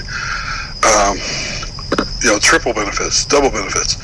Also because they're coming in with legitimate ID they purchased in their country. It's real. It's just fraudulent, and they just apply in different states. Now, one thing about Maryland that a lot of people are not aware of, they're probably aware of it, but they don't realize the reasoning behind it. Hogan didn't start it. It's been going on for quite a while. I'm sure everybody listening has been to a doctor before. I know a little bit about doctor stuff. Yes. So, you've been to a doctor. Have you noticed how many foreign doctors there are? Everywhere you go. Yep. In Maryland. Right. Now, not saying there's anything wrong with the majority of foreign doctors. Foreign medical schools, many of them, excellent. But Maryland has always made it extremely easy for foreign trained doctors to come over. Maryland requires the least amount of training, education, and residency of any state to come over. They only need a year and sometimes 2 years for specialty to practice in Maryland. That's why there's so many foreign doctors in Maryland. It's one of the easiest states to get licensed in for a foreign doctor. Yeah, that's why I always yell at the doctors, like regarding my children or other people in my family, because they're not. I think I could practice medicine better than some of those guys. It's right in your face. It's obvious that these guys, for the better part, aren't that educated or don't seem like they know the ins and outs of all these diagnoses. Well, they're not. And if you go to school overseas, you want to go to a school that is approved by the World Health Organization, mm-hmm. And then you deal with something called the ECFMG, the Educational Council for Foreign Medical Graduates. There are a lot of American students who go to school in, like, the Caribbean, for instance, Grenada, AUC, Ross, things like that. Solid schools, been around a long time, and they go there because there's so many quotas that have to be filled for American schools. There's only so many slots, and those schools have a good reputation. But there are hundreds of medical schools around the world, and there are dozens and dozens and dozens that the WHO approves that are not approved in the U.S. or not approved, say, in California. California has very strict requirements for foreign doctors training. There was a doctor involved in my torture. He was a doctor to jail, actually. He's from Nigeria. And I couldn't stand this bastard because of my background. He was insulting, and he was part of the problem. And he would say something which I knew was absolutely false, just a flat-out lie. And I looked him up. He went to a little school in Nigeria, medical school. It was like a 3-year program. They had no neurology. They had none. He never had any neurology training. There was like no radiology. They had to travel like 60-some miles to another school for a different form of the training, and most of them didn't bother. And the only state he could be licensed in was Maryland. And his training was so poor he could only work in prisons, because they'll basically take anybody they can get. They're as bad as cruise ships. Cruise ship doctors are, okay. This isn't the Love Boat. They're down on the bottom there. They're in cruise ship for a reason. But I couldn't stand him because he was just horrible. Plus, he was participating in the torture. But the training they received is minimal overseas. I mean, I would rather have a well-trained nurse anywhere in this country take care of me than that guy. I don't care what they call him. And he's, doctor, because of this. And Maryland is very friendly so they used to even pay for it. If you went to school overseas and came over here, they would pay for your education overseas. And there's some of these teeny little schools. And like I said, if you want, you can go to WHO, the World Health Organization, and look at their foreign medical school list. It's huge. And then you can go to the Maryland State Board of Approved Medical Schools, of what they'll accept, foreign schools that they will accept. And there's not a whole lot. They only accept the ones that are legitimate schools. Whereas Maryland, whatever, we don't care. There's some that are periodically closed. It's like, med school is closed this time, closed this year, closed for 3 years, and they pop back open, and Maryland still take them. But that's one reason we have so many foreign doctors here. It is ridiculously easy for them to get a license here. And the minimal, there's additional training and continuing education is minimal for what they do. So it's just, I know a little bit about that, so I thought I'd throw that out there, why people see so many foreign doctors here. Again, doesn't mean all foreign doctors are poorly trained. Some are extremely well trained. Right. Even from some of the smaller European countries, extremely well trained. Yeah. And there was a question in the chat about that as well. If it started years ago with O'Malley and Casa de Maryland. Yeah, and it's gotten worse. And O'Malley, I know Marty, and actually was on a council for prisoners' dietary requirements. That was all it was, to make sure that prisoners had, the diet that the prisons were serving did not violate their religious beliefs. That's all it was. And that was myself and 3 other people, and that was under Marty O'Malley. And no matter what we did, they didn't implement it, and then Hogan fired everybody anyway. Or he didn't really fire, he just closed the program down, he didn't care. And why should he? He let the gangs take over the prison, they could do whatever they wanted. Yep. So, don't forget that. Hogan allowed all the state prisons, even up into the federal, to let the gangs, Black Guerrilla family, took over the prisons. Now, people know I was incarcerated because of Rosati, again, in the CDF. That's the Chesapeake Detention Facility in Baltimore, Maryland. It is a federal holding facility because Rosati is DEA. There were tons of drugs in there. I was offered a pistol twice. And I know a little bit about firearms. One was a little 25 auto, and one was a 380, and they were loaded.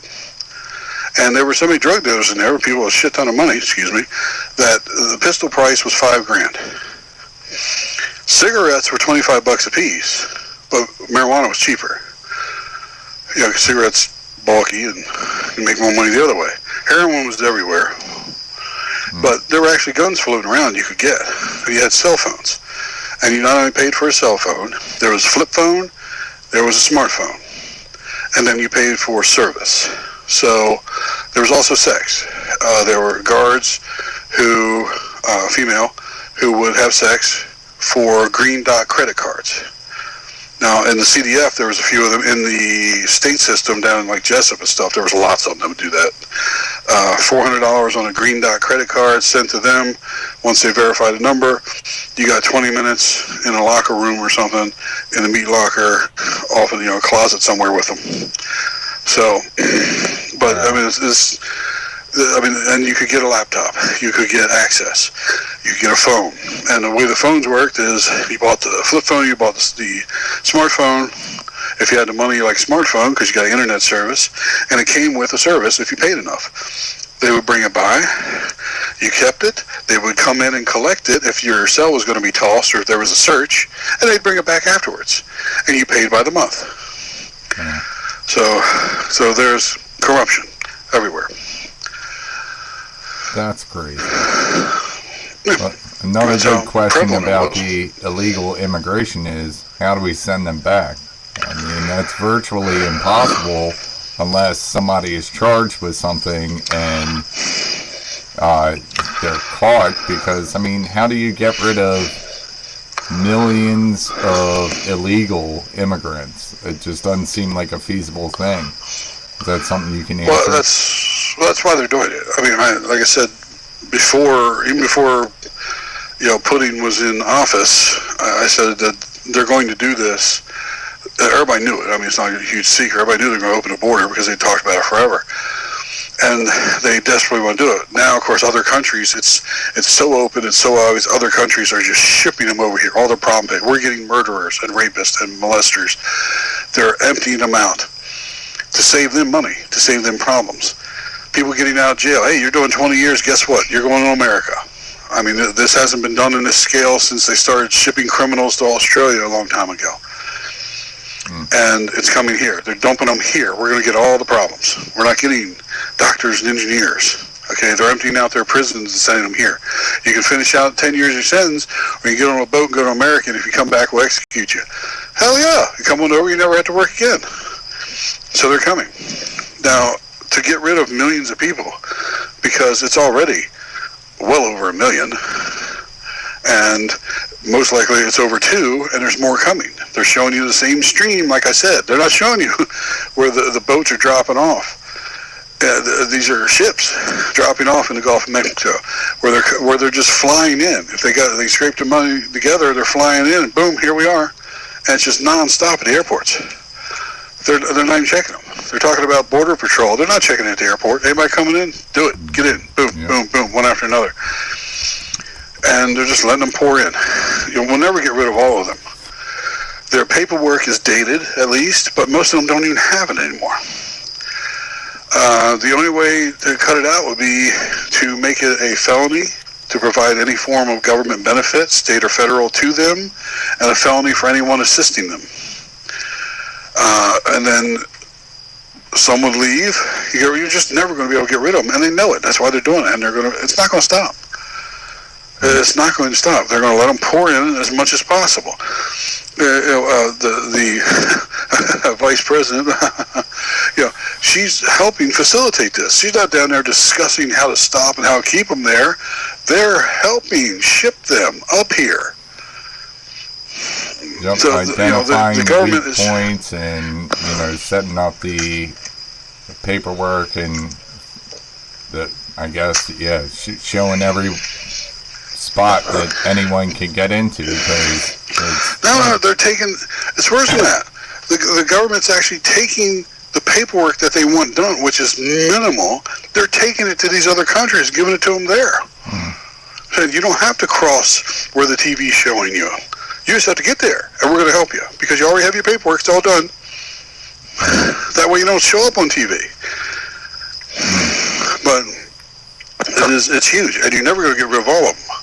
And we will feel the impact. Absolutely. Well, back to the medical, there was another question in the chat talking about the flu vaccine. If there's any light you could shed on the question of, is the flu vaccine going to be disguised is the COVID vaccine going to be disguised as the flu vaccine? What is the ethics, which no one seems to show with that? Like, could they totally trick people, especially if they're going to be these foreign replacement doctors that are just trying to get their paycheck and not actually caring for patients? What is the possibility of that? I wrote about this quite a while ago. I wrote about this in early March 2020 when COVID just hitting up, that they were already disguising stuff as flu.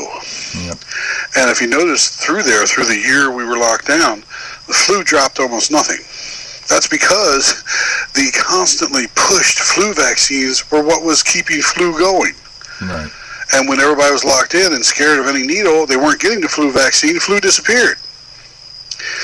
And I wrote that they were already giving the vaccine in hospitals for any treatment. Didn't matter what you went in for, you were getting it. They'll tell you it's vitamins, they'll tell you it's this, they'll tell you it's that, but you're getting it. They're giving it to everybody, whether you want it or not. Yeah, I had a personal conversation with a friend that got a cortisone shot. I said, did you read the bottle that they, put the syringe in? He said, no.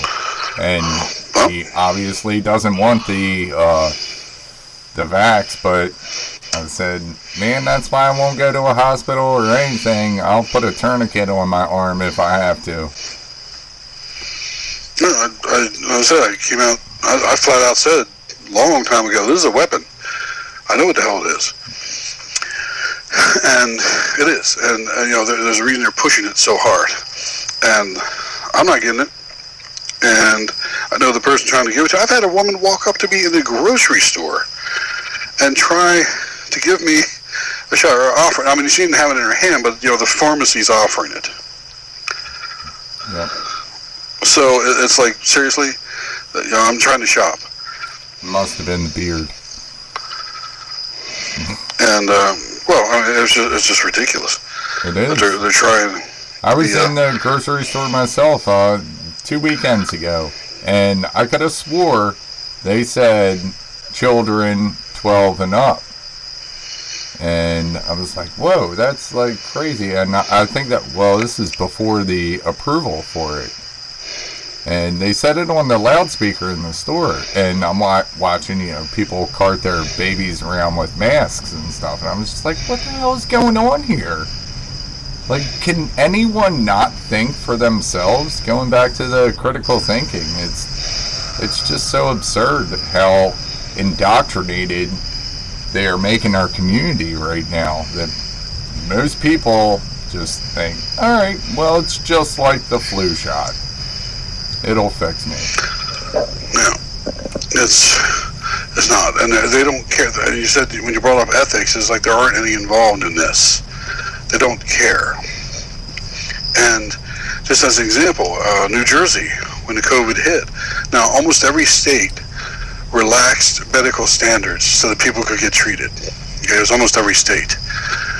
And it was the Federation of State Medical Boards, FSME, that you can look it up. They'll send you a PDF if you want it. They'll show you how stuff has changed. And I even applied to a couple of different states for a temporary emergency medical license under this. And Jersey and Pennsylvania they were cool. But Jersey went a further step, and they were taking foreign doctors who could not hold a license, didn't finish school, and they were allowing them to practice if they would give the vaccine to everyone.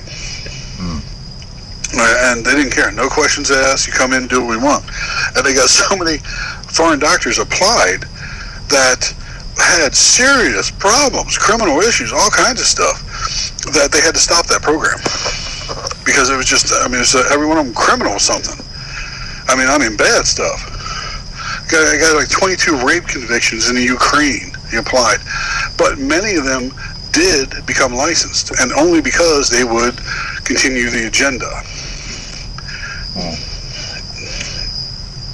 And, so we're going to see a huge decline in healthcare.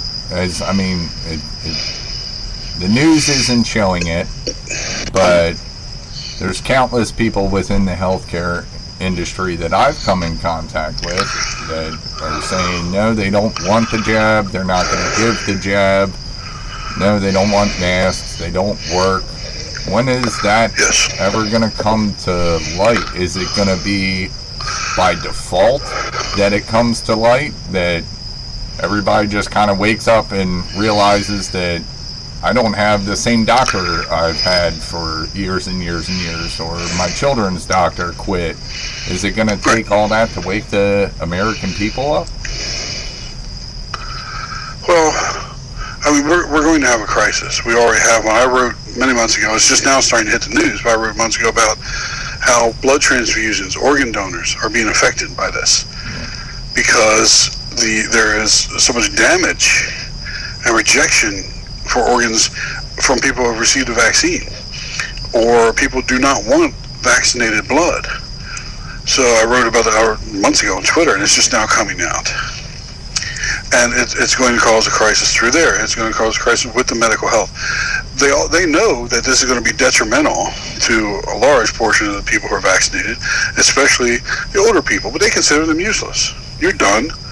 What are you doing? Now you're just a drain on the system. You're not working anymore. Now you're collecting money, and we don't want you to do that because that takes away from us. So they don't care if they kill off senior citizens. Most of them vote Republican, have a good head on their shoulders, and now they're collecting what they put in all those years. They don't want you to collect it. They'd rather have you dead. So that's fine. And they know it's going to happen.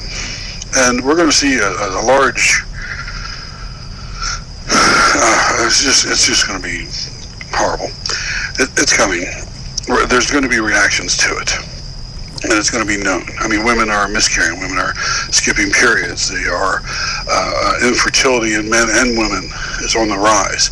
It's one of the things they wanted. All right, briefly, since we're on infertility, I've actually seen references online where I invented COVID because I talked about genius. Yeah. Yeah, let me clear that up real quick. I didn't invent COVID. Okay, COVID has been around longer than I have. There are different versions. There's equine even, but there's equine coronavirus, things like that. But I didn't do any work with COVID at all. I did develop Genesis, but Genesis is like the tools. It's pretty much like building a computer and then developing the software. You put them together and you can do different things with it, and you can run, say, a 3D printer. Now, if you run a 3D printer and print a gun, you can use it for good or bad. It's the same thing with this. It's like, this is the system that allows you to manipulate what you want for whatever outcome you desire. The outcome is up to you. Hopefully it's something good. Now, what they tried to get from me, I've mentioned that certain people will try to buy and steal and everything from me. This was part of my thesis. It had nothing to do with COVID. I took a normal disease, one you've probably heard about, and parotitis. Ever heard of that one? Parotitis. No. Anybody? Me personally? Yeah. No. Yeah. It's called the mumps. Okay? Okay. It's the first time I've ever said this on publicly. It's the mumps. And I gain-of-functioned it. Now, I had a distinct advantage because I was the one who developed the Genesis. This is something nobody else had access to, or very few people.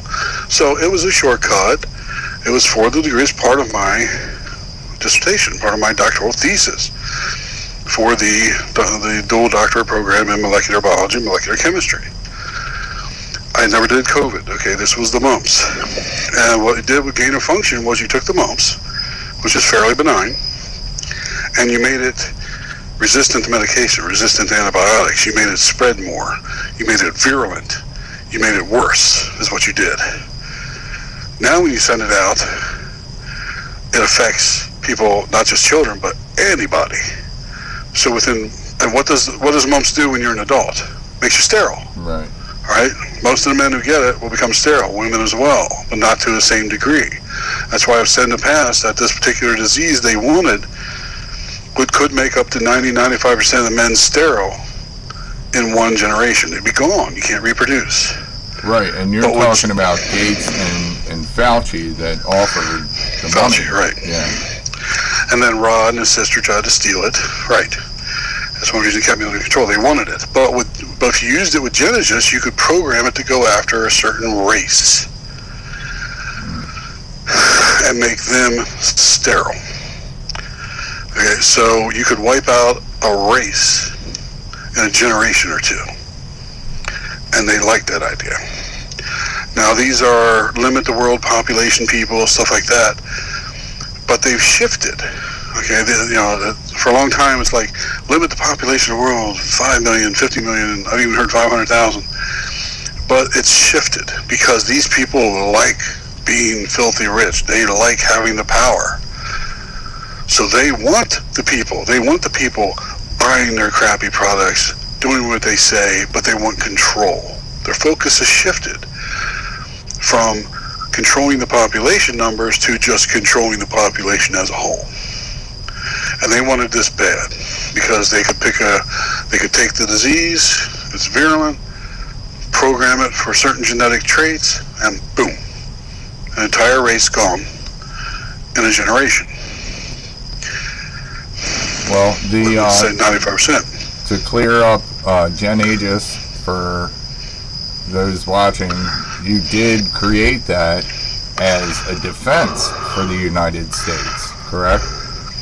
Yes, I was already working with the government, and this was part of it, but this was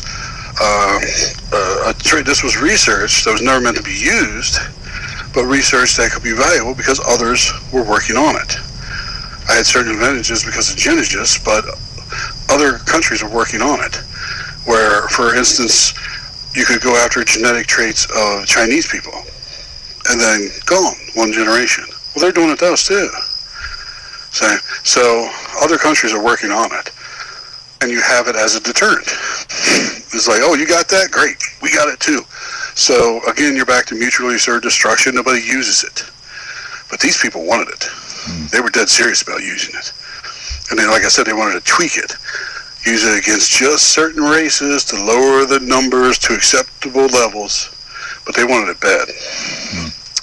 But it wasn't COVID. Never worked with COVID, other than the research we've done recently within the last year that I wrote about. Yeah. And that is on johnheretohelp.info in the threads that are archived, guys.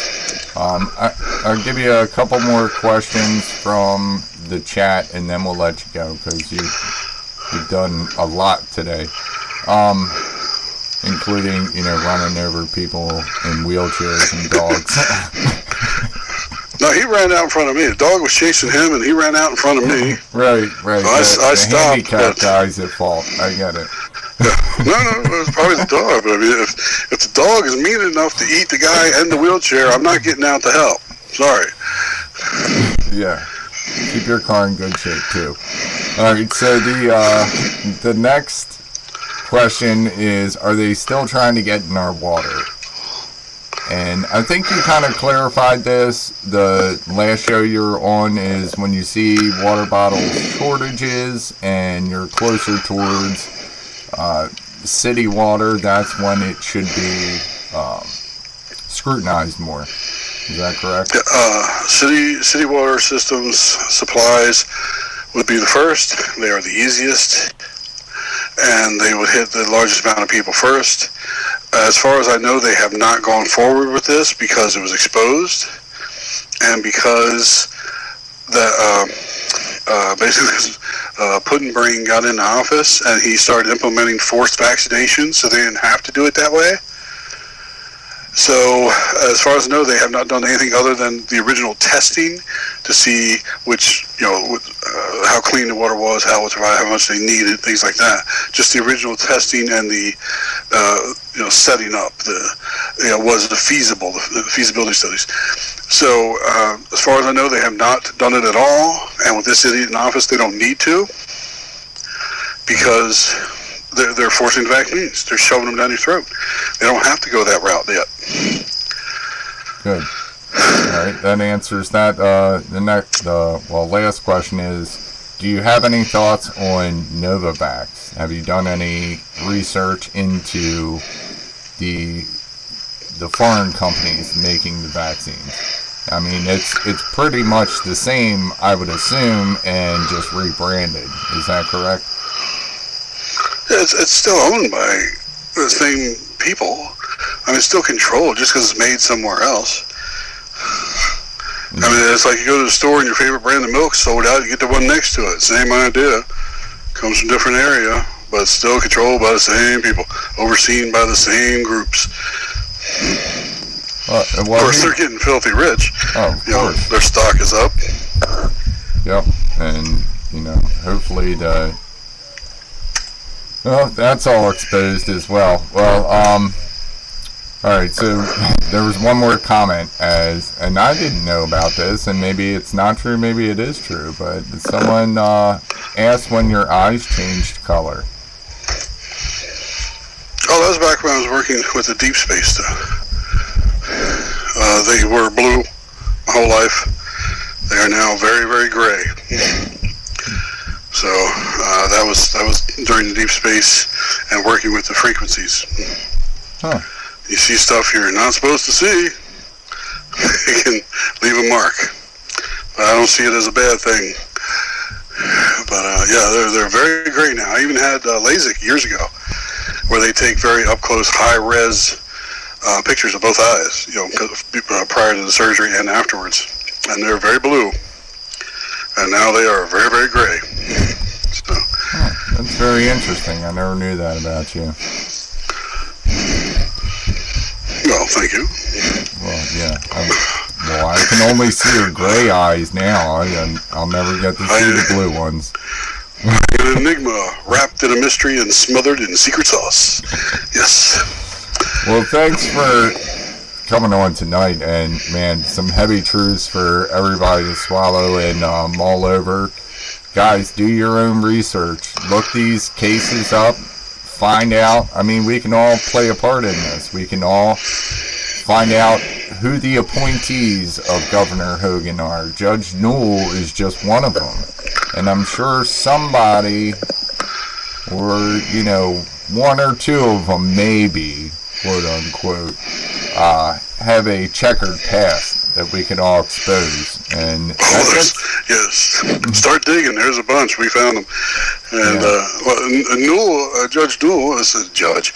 As soon as he got in there, he started making all these little groups and associations to help abuse children. And he started appointing people that he knew to these groups. It's like, yeah, just look around. The whole web. See, the thing is with Newell, because it's very Newell, it's very new, it kind of snuck up on him. Now, they've known about him. They knew what it was like. But they didn't know that he was going to get caught. They didn't know they were this exposed with having cameras everywhere and multiple copies. And that's why they got rid of him to control the narrative. But it's not like the Hunter Biden laptop where it's sad the FBI's had it and there's two different versions. This one caught them by surprise, so we can still find it. It's still there. You can still dig and get info on it. This is another Hunter laptop that they weren't prepared for and that they don't completely control. So it's worth digging on. Yeah, absolutely. Yeah, and thanks again for running for Senate. You know, we all got your back, and man, you're going to fix Maryland hard, and we're going to be standing right behind you. Everybody, please go to Dr. John's campaign website, mcgreevyforsenate.org. It's up now. You can donate to it, and I'm sure in the near future, John will be coming out and making some appearances, hopefully sooner and later, but there's some things you got to settle before that. Yeah, I intended to be out prior to this, but because of the threats, it's been recommended I take a couple precautions and document things first. So don't get your hopes up. I'm not that much to look at, so don't build it up. Other than my gorgeous wavy hair, there's not much to look at, so it's okay. But it'll be fine. I'm coming out. People know it. I mean, you can't run a campaign from the dark. But the campaign website is up, mcgreevyforsenate.com, and it does link to a lot of the social media stuff, the johnheretohelp.info site.org, and it has a lot of the Twitter stuff and other things on it that people put up, and it has a lot of the court cases on it that I've mentioned, things like that. You can research through there if you like. It's just no one's looking. So I mean, the cases are there, the evidence is there, just no one's looking, and for so long nobody wanted to hear it. But now we have Garrett Ziegler, fine young man, and a family man now. Congratulations. And he started an investigative company called Marco Polo. And he had worked on stuff prior to that, even prior to the election. And it's going from there. He's working on different issues, but he's found quite a bit. He's corroborated quite a bit. It's just going. But he has a wonderful team working with him of very dedicated investigators, many of them current or past federal agents. And they are, let me just say, hyper pissed at Rosati because they look bad. Their life is put in danger. It's harder for them to get home safe at night because of his actions. And that rightly pisses them off. And they don't like it. And they have found even more than I had about him. Which is why so much has been posted online in, shall I say, a slightly taunting manner. You know, because it's like, well, what are you going to do about it? You know, sue me, I dare you. So, but yeah, his day is coming, and I mean that in a legal way. But, yeah, he will get what he has earned all these years, and it has sorely been missing. So. Absolutely. If you want to hang on, well, first I'm going to do the guardian angel prayer that I've offered to you before, and hopefully, you know, it's doing some good. But this is a special prayer to me, guys, and I wish to cast my guardian angel for John, so if you can all join me in this very short prayer. hopefully John can have more protection for all of the courageous and patriotic work he's done. Angel of God, my guardian dear, to whom God's love commits me here, ever this day be at my side, to light and guard, to rule and guide. Amen. So we're gonna... Amen. Thank you. No problem. I'm gonna mute you for 1 sec, because I gotta talk to you real quick after we end the feed here. And yeah, thank you so much again. And everybody says love you, God bless you. Amen. Thank you, everyone. It means a lot. Amen. So I'll mute you 1 sec, and then I'll talk to you in 1 moment. Okay. Alright guys, thanks so much. I'm gonna cut to another song that I played before, and then we're gonna raid Tori. So we're stronger than we usually are towards the end of the session here, which is pretty cool. We got 29 people I'm looking at, and we're gonna jump right into Tori stuff. Alright, thanks guys. God bless you. Love you all.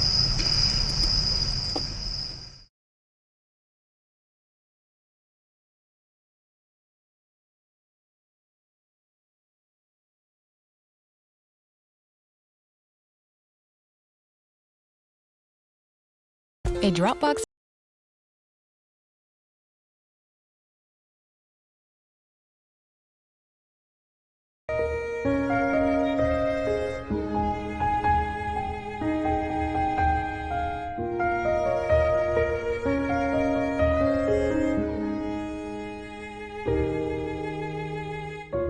I'm waking up to ash and dust. I wipe my brow and I sweat my rust. I'm breathing in the chemicals.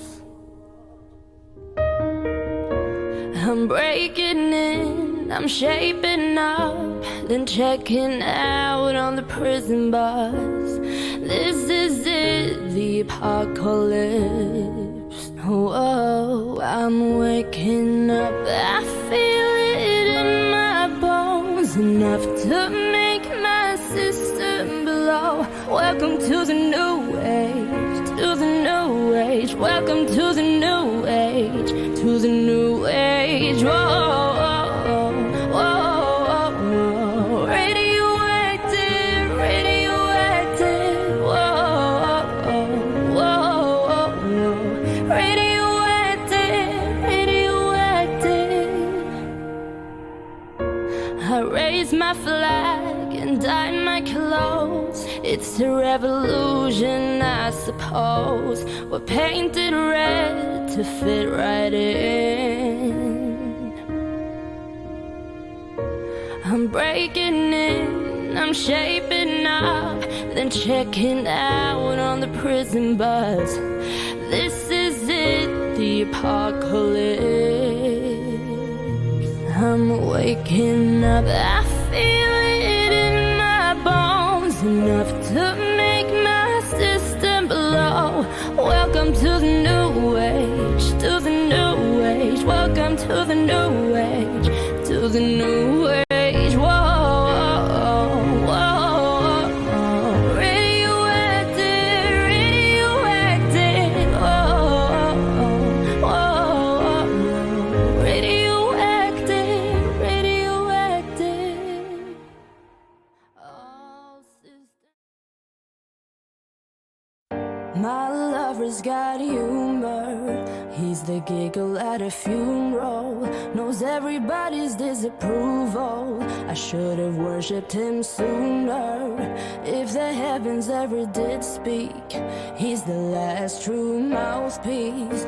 Every Sunday's getting more bleak. A fresh poison each week. We were born sick, you heard them say it. My church offers no absolutes. He tells them worship in the bedroom. The only heaven I'll be sent to is when I'm alone with you. I was born sick, but I love it. Command me to be well. Amen. Amen. Amen.